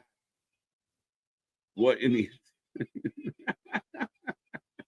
Dude, go watch it. I'm telling you, go watch it. Bro, that looked like Gable got whacked. Pause. Big back body drop. Down goes Lee. Do you think CM Punk shows up on Wednesday? Former ACW champion and a Paul Heyman guy. Interesting. We haven't seen Punk in a few weeks. So, never say never. Dragon Lee is a mini Ray. How is he a mini Ray? I think he's bigger than Ray. But I get your sentiment. What's the main event tonight? Fatal 4-way to become #1 contender for Gunther's world title. I want Penta versus Ray again. Yeah, Penta Ray can go. I'm excited. I was really excited at the idea that Lucha Brothers were going to come to WWE and what they could do with them. I want Alex Abrahantes to get out of AEW as well. I think he would be wonderful as their manager, but only time will tell.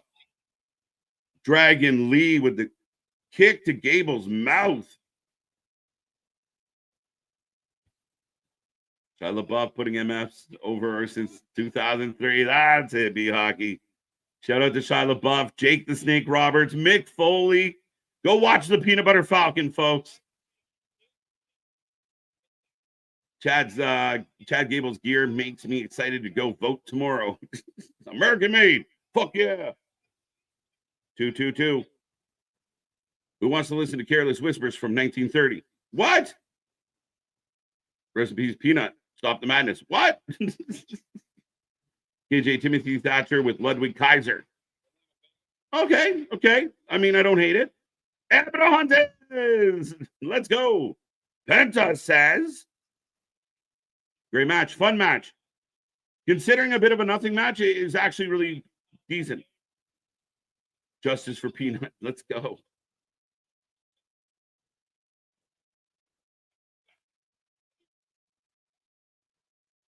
Big forearms.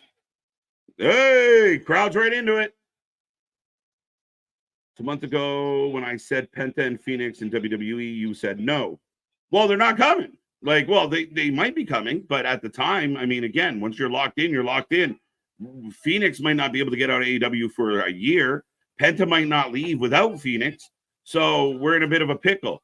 My curiosity would be Penta, would he come before his brother? Motor City Machine Guns versus Lucha Brothers. Yeah, absolutely. Speaking of Lucha, bro. Speaking of brothers, and I guess speaking of coming, I guess if that's the way you want to go with it. But yeah, pause all the way around here. But yeah, no, I heard you, and it just reminded me of the funniest thing is because I know we talked about it, especially because I'm a Yankees fan, of the infamous now New York Yankees fan interference of trying to rip the ball out of the glove. I saw someone make a meme of like Tony Khan and Ray Phoenix's chances going to WWE. I'm gonna rip that shit. I don't care. Right? Yeah. Thank you, Anthony. I had the same feels. Right. I want to win. Well, get in there, main event girl. What are you waiting for? Right. We'll turn it into a fatal 5-way, I guess, instead of a fatal 4-way. As we're getting a "This is awesome" chant, as the match has been real good.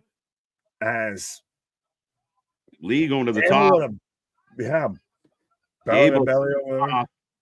Gable throws him. I got a Razor's Edge position. Up in the Razor's Edge. And down on his face. Right. But yeah, no, we've been saying for a hot minute of, like you said, all the way until, don't even remember sleeping with that lady, but I did. With, Jason Jordan and Kurt Angle. Yeah. It was always Chad Gable was mini Angle. Yeah. Always been that way. As Ivy is choking the life out of Vega, here comes Ray. Yeah, I'm so glad Ray could give a fuck that he just politely strolls down the sidewalk. Hey, that's my friend. No, just stop. You didn't hear me? Stop. You heard what I said. I said stop. Oh. Chad about to take an L. Trying to pull up the mask and everything. Here comes the deadbeat dad. Oh, yeah, but even like the little, like that impromptu kind of Selena Del Sol-ish and everything like that. Like that's pretty dope. I like, yeah. Dragon Lee's finisher was pretty solid here. But yeah, you out here saying, well, Dragon Lee's taller than Ray. That's not a hard hill to fucking climb over. Well, someone said he was mini Ray, and I was like, he can't be mini Ray. Ray's mini. You're right, yeah. Kindergarten classes are taller than Ronald Mysterious. Right. Yeah, Ray was coming down to the ring like, right on. Right. You're going to learn today. Right.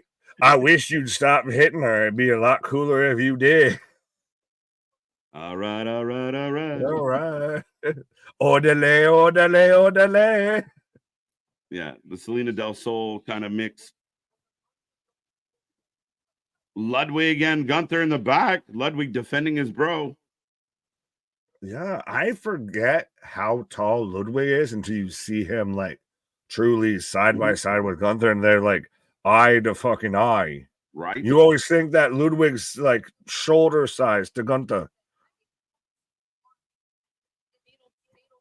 Jackie Redmond out here, fucking, we represent the Canadian Guild. Christian is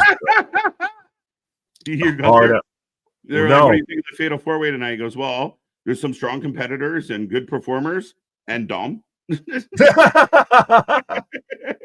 Folks, you heard it here first. Dominic Mysterio's winning this now. Yeah, maybe they are setting up Dom with this question, Boston. Maybe that's why he's being all nice to Cody.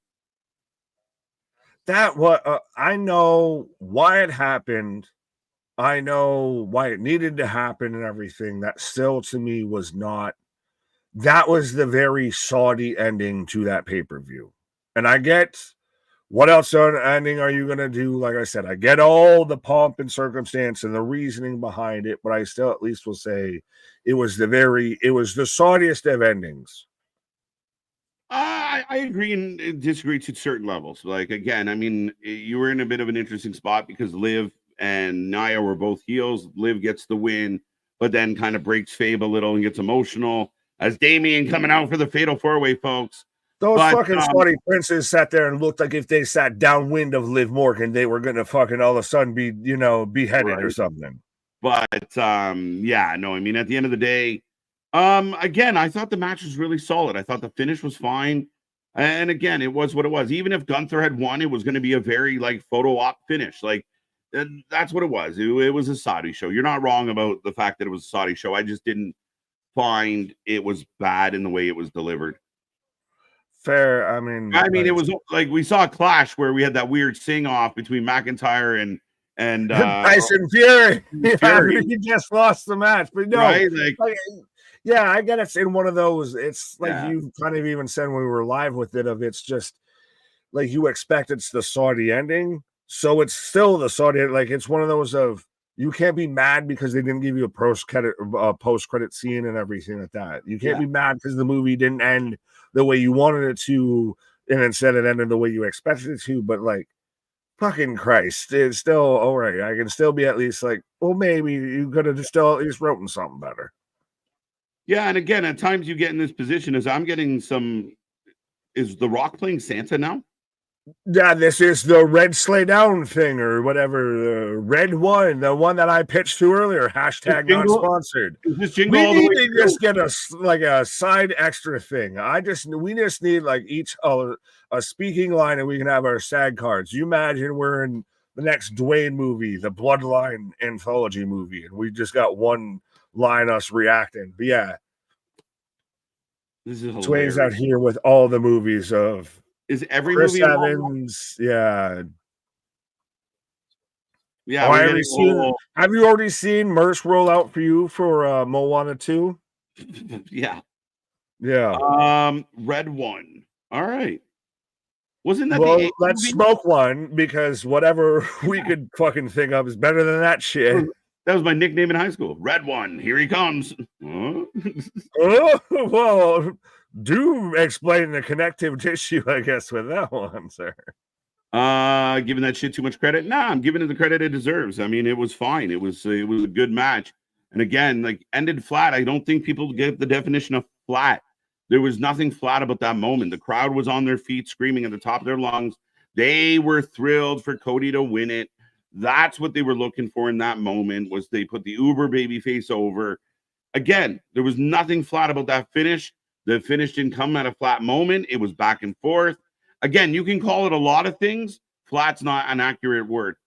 Well, flat to me falls into that same rotation, that same atmosphere, that same, solar system as like mid, of how a lot of people will say shit is mid, but can't explain why, can't explain what was wrong, can't explain what they do different.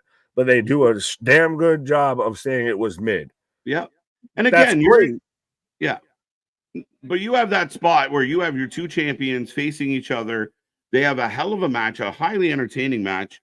And again, you don't want Cody hitting 3 crossroads on Gunther. You don't want Gunther destroying Cody. They didn't need to shake hands, though. Yeah. I mean, again, even Gunther did double down tonight. Gunther gave him respect. He showed him respect for what happened, for the battle they went through. I got no problem with that. Well, it's the weird juxtaposition because it's your world champion talking about your other world champions. You do have to validate them, and especially when Raw having the newer world championship, it does have to. We've talked about this for months now.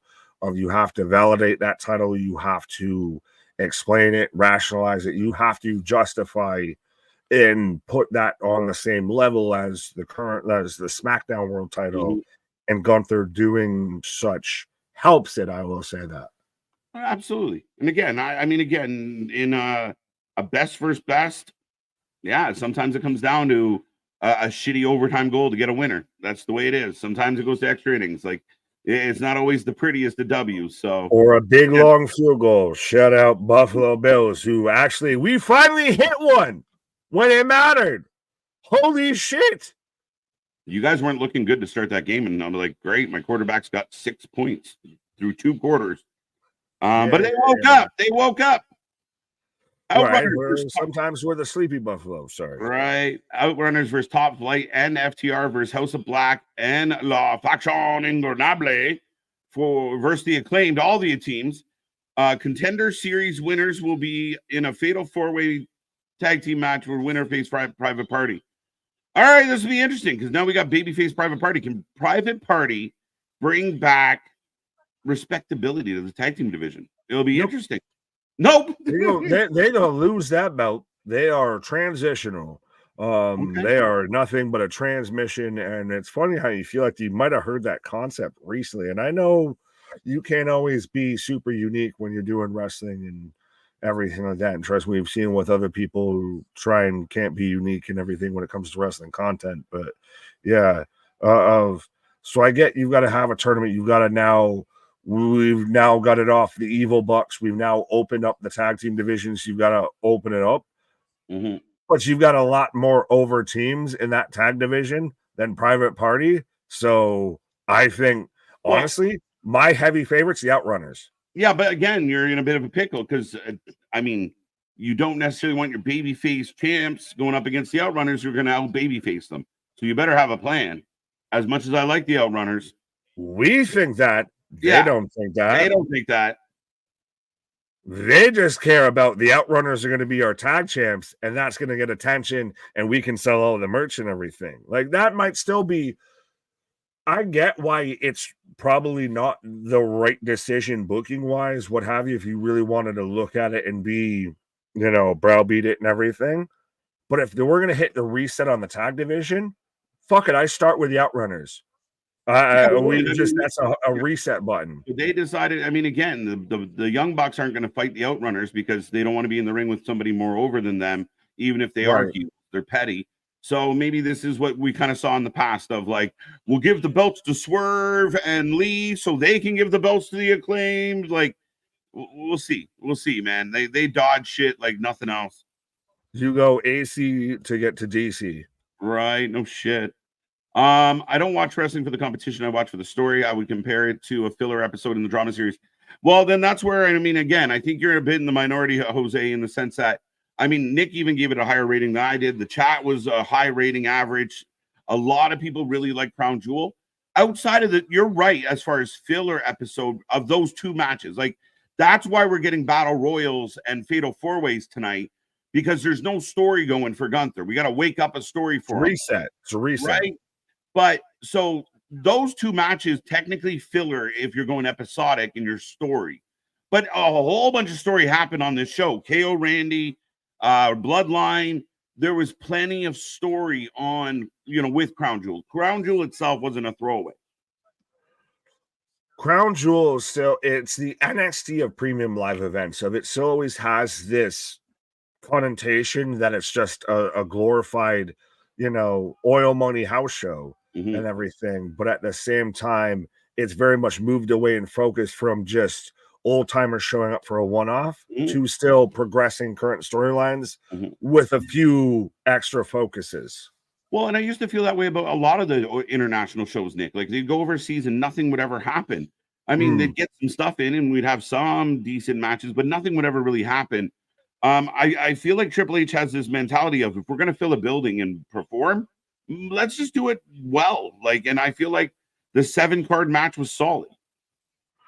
Oh, it was still a solid show. Granted, it's still always funny though if they have a little bit of that feeling, like when Triple H had the interview with that woman interviewer in the middle of like the WWE Center. It's like, now smile, like blink twice, Hunter, if you're in trouble right now.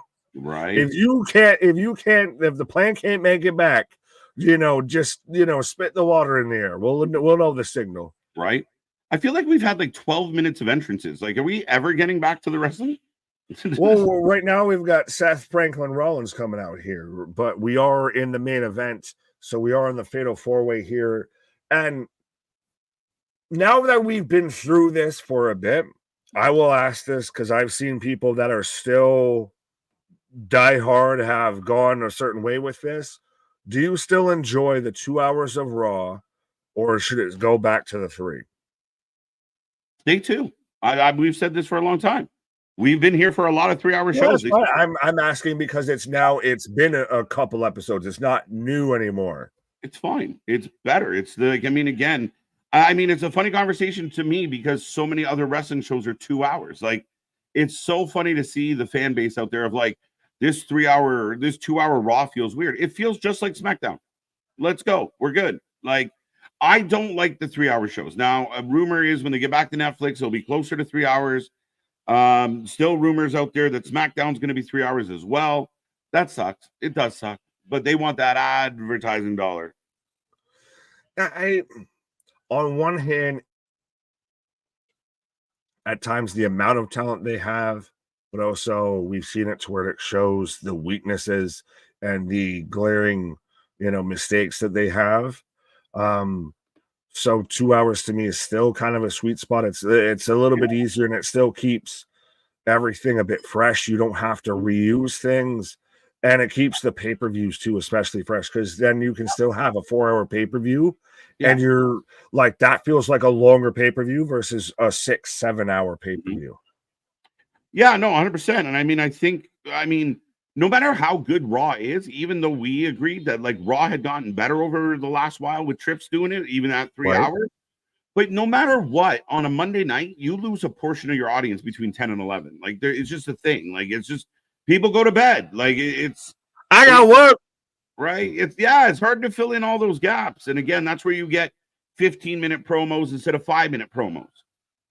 Right, 100%. Trust me, we've been there and pulling back the curtain a little bit. That's at times, why it might be more, there's the tags and everything going the way they went and everything, because that last hour on a Monday, that's a little difficulty. Yeah, even as much as we praise Triple H for what he's been able to do, as the Fatal 4-Way's off and running, Dom literally running. Anyone else think that Sheamus should be forced to wear a bodysuit when he's in Saudi? Just for his own safety? Why? He's milk. My brain didn't even fit. Like, my brain just ran through too many jokes and it just kind of overloaded there. But he's so bright and so pale. He's so fair complected. I mean, let him have it here.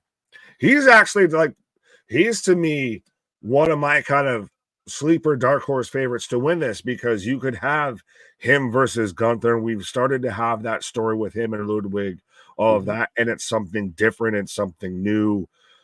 Sheamus, former world champion. We know that these guys have history, and if you're going to have it as kind of a buffer period, it's not terrible. As Rollins comes in with the roll up on Damian, it's kind of interesting because we've got 3 baby faces and Dom Dom. Yeah, well, in different baby faces too. I mean, I get what you're saying. Yeah, of Damian's very much supposed to be the baby face. I can say words. Choke slam, roll out from Seth on Damian, big boot to Sheamus on the outside. Damian missed with the boot. Yeah, there's only one thing uncomfortable about talking about Dominic Mysterio, and it's nothing to do with Dominic Mysterio. It's about his mullet. Right? Dom is a low-tier wrestler. He is, absolutely. They booked Dom as a clown. They need to push him. No, I think they've got him pushed to the max. I mean, he's borderline overbooked if you ask some people. Like, he again, it's still, you see the 3 guys he's in the ring with. You see the champion.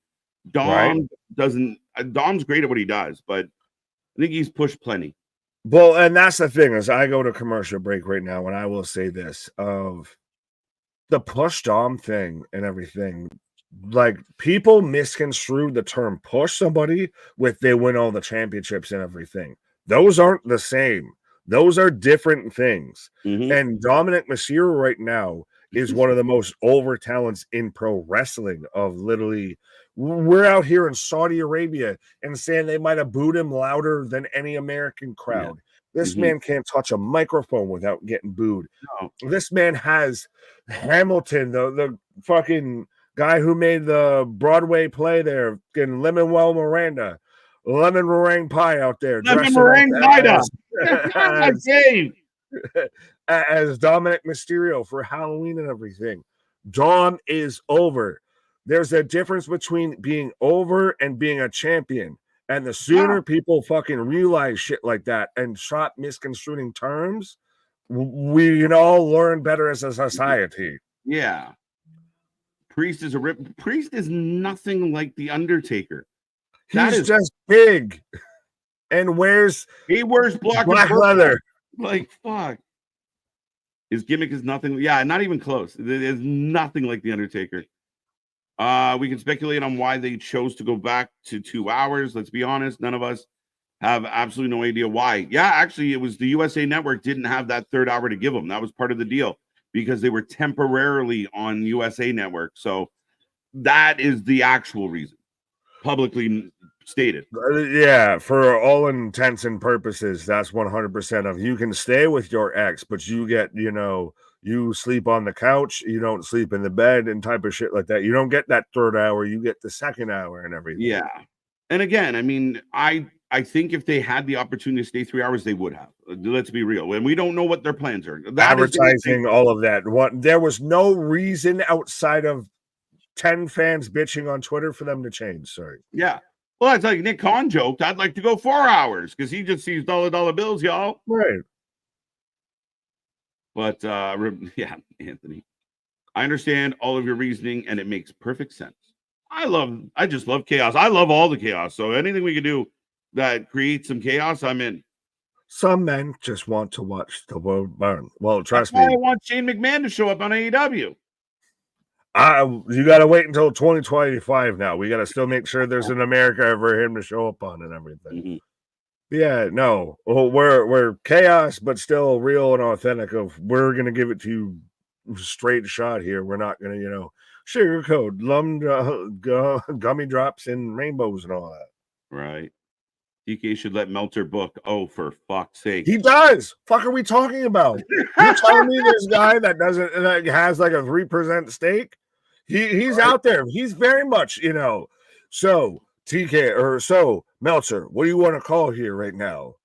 Spider 2Y banana. That's what he's calling out there. Right. I mean, dude, this is a guy who, his star ratings are based on how many flips you can do in a match. He doesn't believe long-term storytelling exists. He believes in situational. Oh, wait, he is booking the fucking show. Never mind. Right? Exactly. Well, you talked about it when I was on my pause for the cause and everything. Of hey, we already did this whole like Jericho was Ring of Honor champion to try and get a TV deal and everything. It didn't work so great before. So you know what's going to be good? When we run the same fucking play so they know what's going to happen and it's going to be worse the second time. If you need Chris Jericho to get your fucking product on Tubi, you probably got problems. Who can make it to Tubi first? Us or Chris Jericho? It's just a bullshit. It's just a bullshit. It's to justify the shitty overbooking of Chris Jericho. It's to justify the shitty fucking TV time that you just give a man that does not deserve it. There's no, like, again, you're trying to get on like TV. Hogan. I can't make you world champ, but I can make you light heavyweight champ. As Dom and Priest are the only one right now in the ring as we're back in action. 1, 2. Scott, was it 72 Y banana from Gruden's playbook? I thought it was Spider Y banana, but I could be mistaken. Mm-hmm. Do you think Saudi lets our kids talk? Again, we're not going to talk about international politics right now, guys. Right. Trust me, our shit's already fucked. I have no room to talk about anybody else's shit until we figure out our shit. Right. 72Y banana. John Gruden. Yeah, well, like I said, that's what I said of it. It's either Spider Y 2Y banana or 72Y banana. Right. Damian kicks out at 2. Yeah, we had like quarterback corner for all like the NFL draft highlighters of like they'd have a moment with John Gruden and then explain and break down a play and everything like that. I don't know if you had that with like NHL prospects, but ESPN would just air that shit like it was prime time television. Damian getting pissed off, punching this man in the face from his knees. For everyone that's still like, it's still kind of crazy to me of how much, like, if you really think about it, Judgment Day has influenced Monday Night Raw. They have been the bloodline of Monday Night Raw. Like, think about it. We started off the show with Liv and Raquel and all of that. We're ending the show realistically with Priest and Dom. So we're gone full circle with the Judgment Day storyline here. They are the bloodline story of Monday Night Raw, I feel. They have been have in layers. 2024. I mean, when we talk about factions, I mean, they've been such a prominent part of the show for so Right. long. And a good part of the show. I kind of want Finn and Funko Pop to get a little more love and get some matches in. But I mean, they're in trouble now with the War Raiders on patrol. Right. I like how it's the default case of can't remember names, so Funko Pop. Funko Pop. I recently saw Jericho wrestle. Yeah, jarring. I feel that way every time I see Jericho wrestle. It's jarring. Jarring. Good way to put it, Jose. Jarring. I didn't even realize you said it. I just heard, yeah, jarring. It's jarring. I was like, it's like, oh shit. Yeah. Dom could take the pin. He could also get the pin. Who knows? Fair enough. But yeah, where did we see Jericho wrestle? I missed that part of the statement. What was that? Oh, Jericho, 20 years. I saw Jericho wrestle and it was jarring. How much he slowed down. Fair enough. I didn't know if he was, just fighting a Auntie Anne's employee or something at your local mall or anything like that. If he was a sanctioned match or not. Right. Damien for the win. Get my chances just increase 3%. Just saying. So you're saying there's a chance. Right. Well, here, I like this from Keyshawn saying, I can't believe people pay $14.99 for the Wrestling Observer. Christ, folks. At this point, you can pay less to be a membership of us and probably pay less combined to get a Meltzer shirt and everything and donate to a good cause and everything like that for the center of Meltzers who can't read good. So 100%, you can do more with your dollar than with the Wrestling for Life Network than you can with Alvarez, with Meltzer, with the Wrestling Observer Network. Yeah, 100%. And you can become a member here. And this weekend, we are bringing back the members only live stream. So be here live for that, folks. If you are a member, you get to join us and shoot the shit. It's always a fun time. So make sure, if you're not a member yet, it's cheaper, much cheaper than the Wrestling Observer and a lot less bullshit. But we do shoot some. Right. Well, and, we got all the emojis. We got all, this, that, and the kit and caboodles and everything for you. Badges, balloons. Oh, we were waiting for balloons. We didn't get balloons. Come on, Chucky. There we go. We got balloons now. Dun, dun, dun. Bacon Club for life. For life.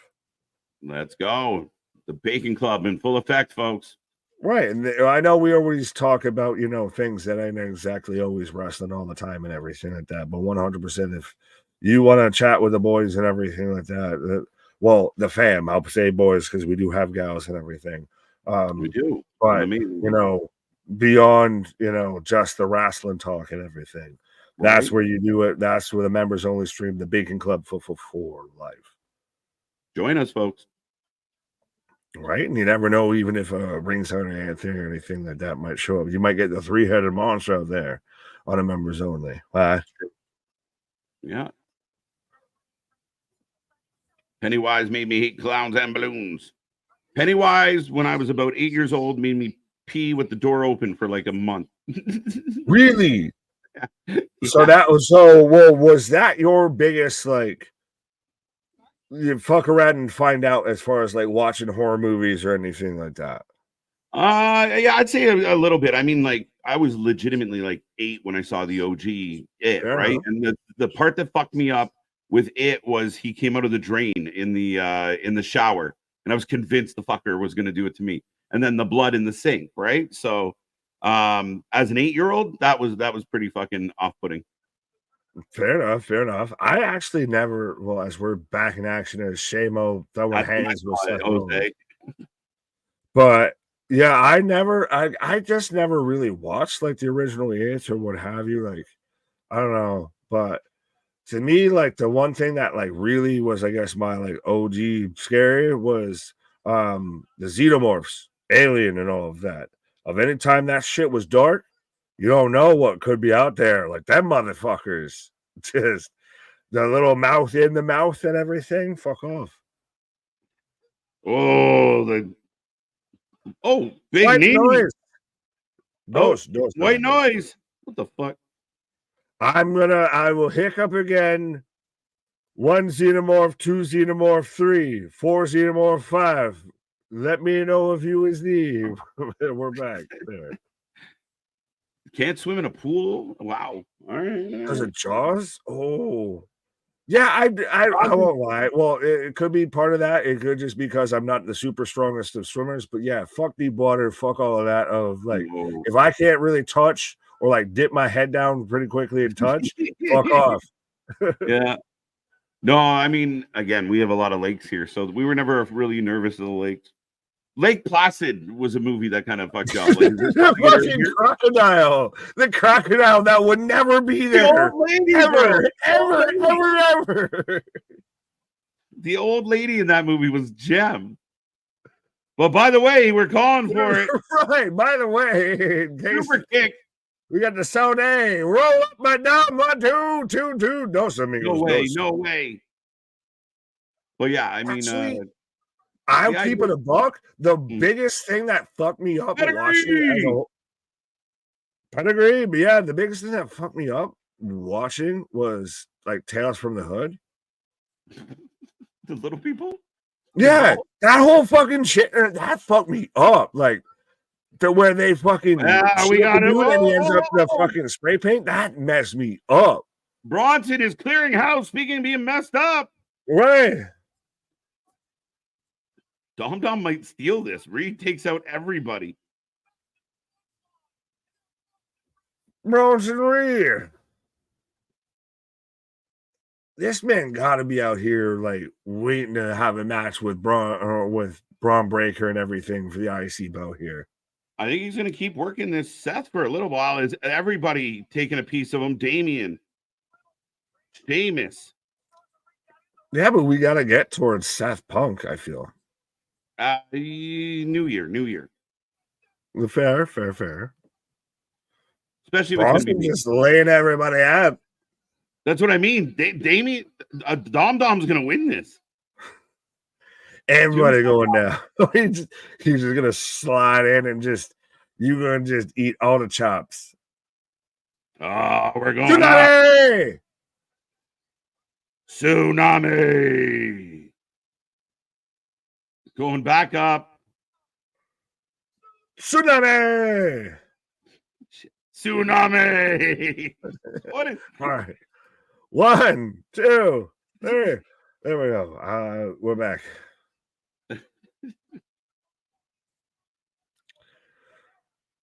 There's no way Trips is dumb enough to have Dom win, but he just might be crazy enough.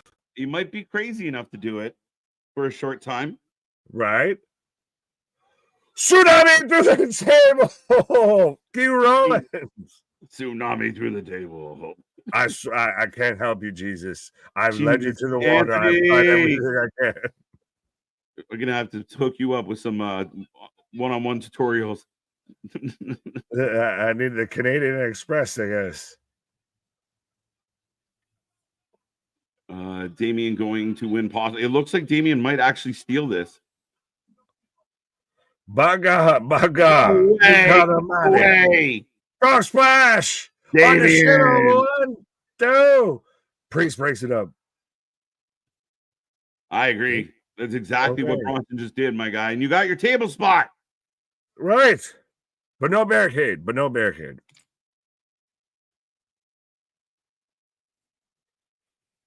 Well, again, I don't know. I don't necessarily agree with this, Boston, even though I don't like the booking. Because people are going to want to see Dom get the shit slapped right out of him. Oh, son of heaven! 1, 2, 3. There we go. The right guy won. We almost survived without a table. Right? The right guy won. Priest, prepare for meltdown. Big win for Damian Priest. Dom eats the pin. And we got a new #1 contender, folks. Seth's still pissed off at Bronson. Are you interested or are you surprised? Well, interested and surprised that it's Damian Priest. So you get Priest versus Gunther. Running it back a little bit. Yeah, they kind of set this up over the last couple of weeks. And we felt like Damian could be making his way back towards Gunther. So I'm not that surprised. Again, I think it was a better choice than Sheamus or Dom. Seth, I can understand, but Seth's got bigger problems. So yeah. I think Shamo wouldn't have been a bad shout. He, like I said, he was my like number 2 kind of pick. But yeah. I mean, if you got Priest, like, now, do you really think Priest could take the belt off of him? Or is this Priest is there to be, again, another sacrificial lamb? And at this point, have you done that too much a bit? Oh, wait, Gunther here already. What did he jog down here? Jesus A Christ. brisk jog. Your socks, sir? Just popped up. Fucking Austrian D cricket out here with the green fucking olive suit. Right. But we are going off the air. Damian Gunther, eye to eye. I think Damian can give him a run for his money, at least make it interesting. Do I think Gunther can lose? No, but I think I'd make that vote. Gunther versus anybody is probably a vote for Gunther. Damian can give him a push, give him a test.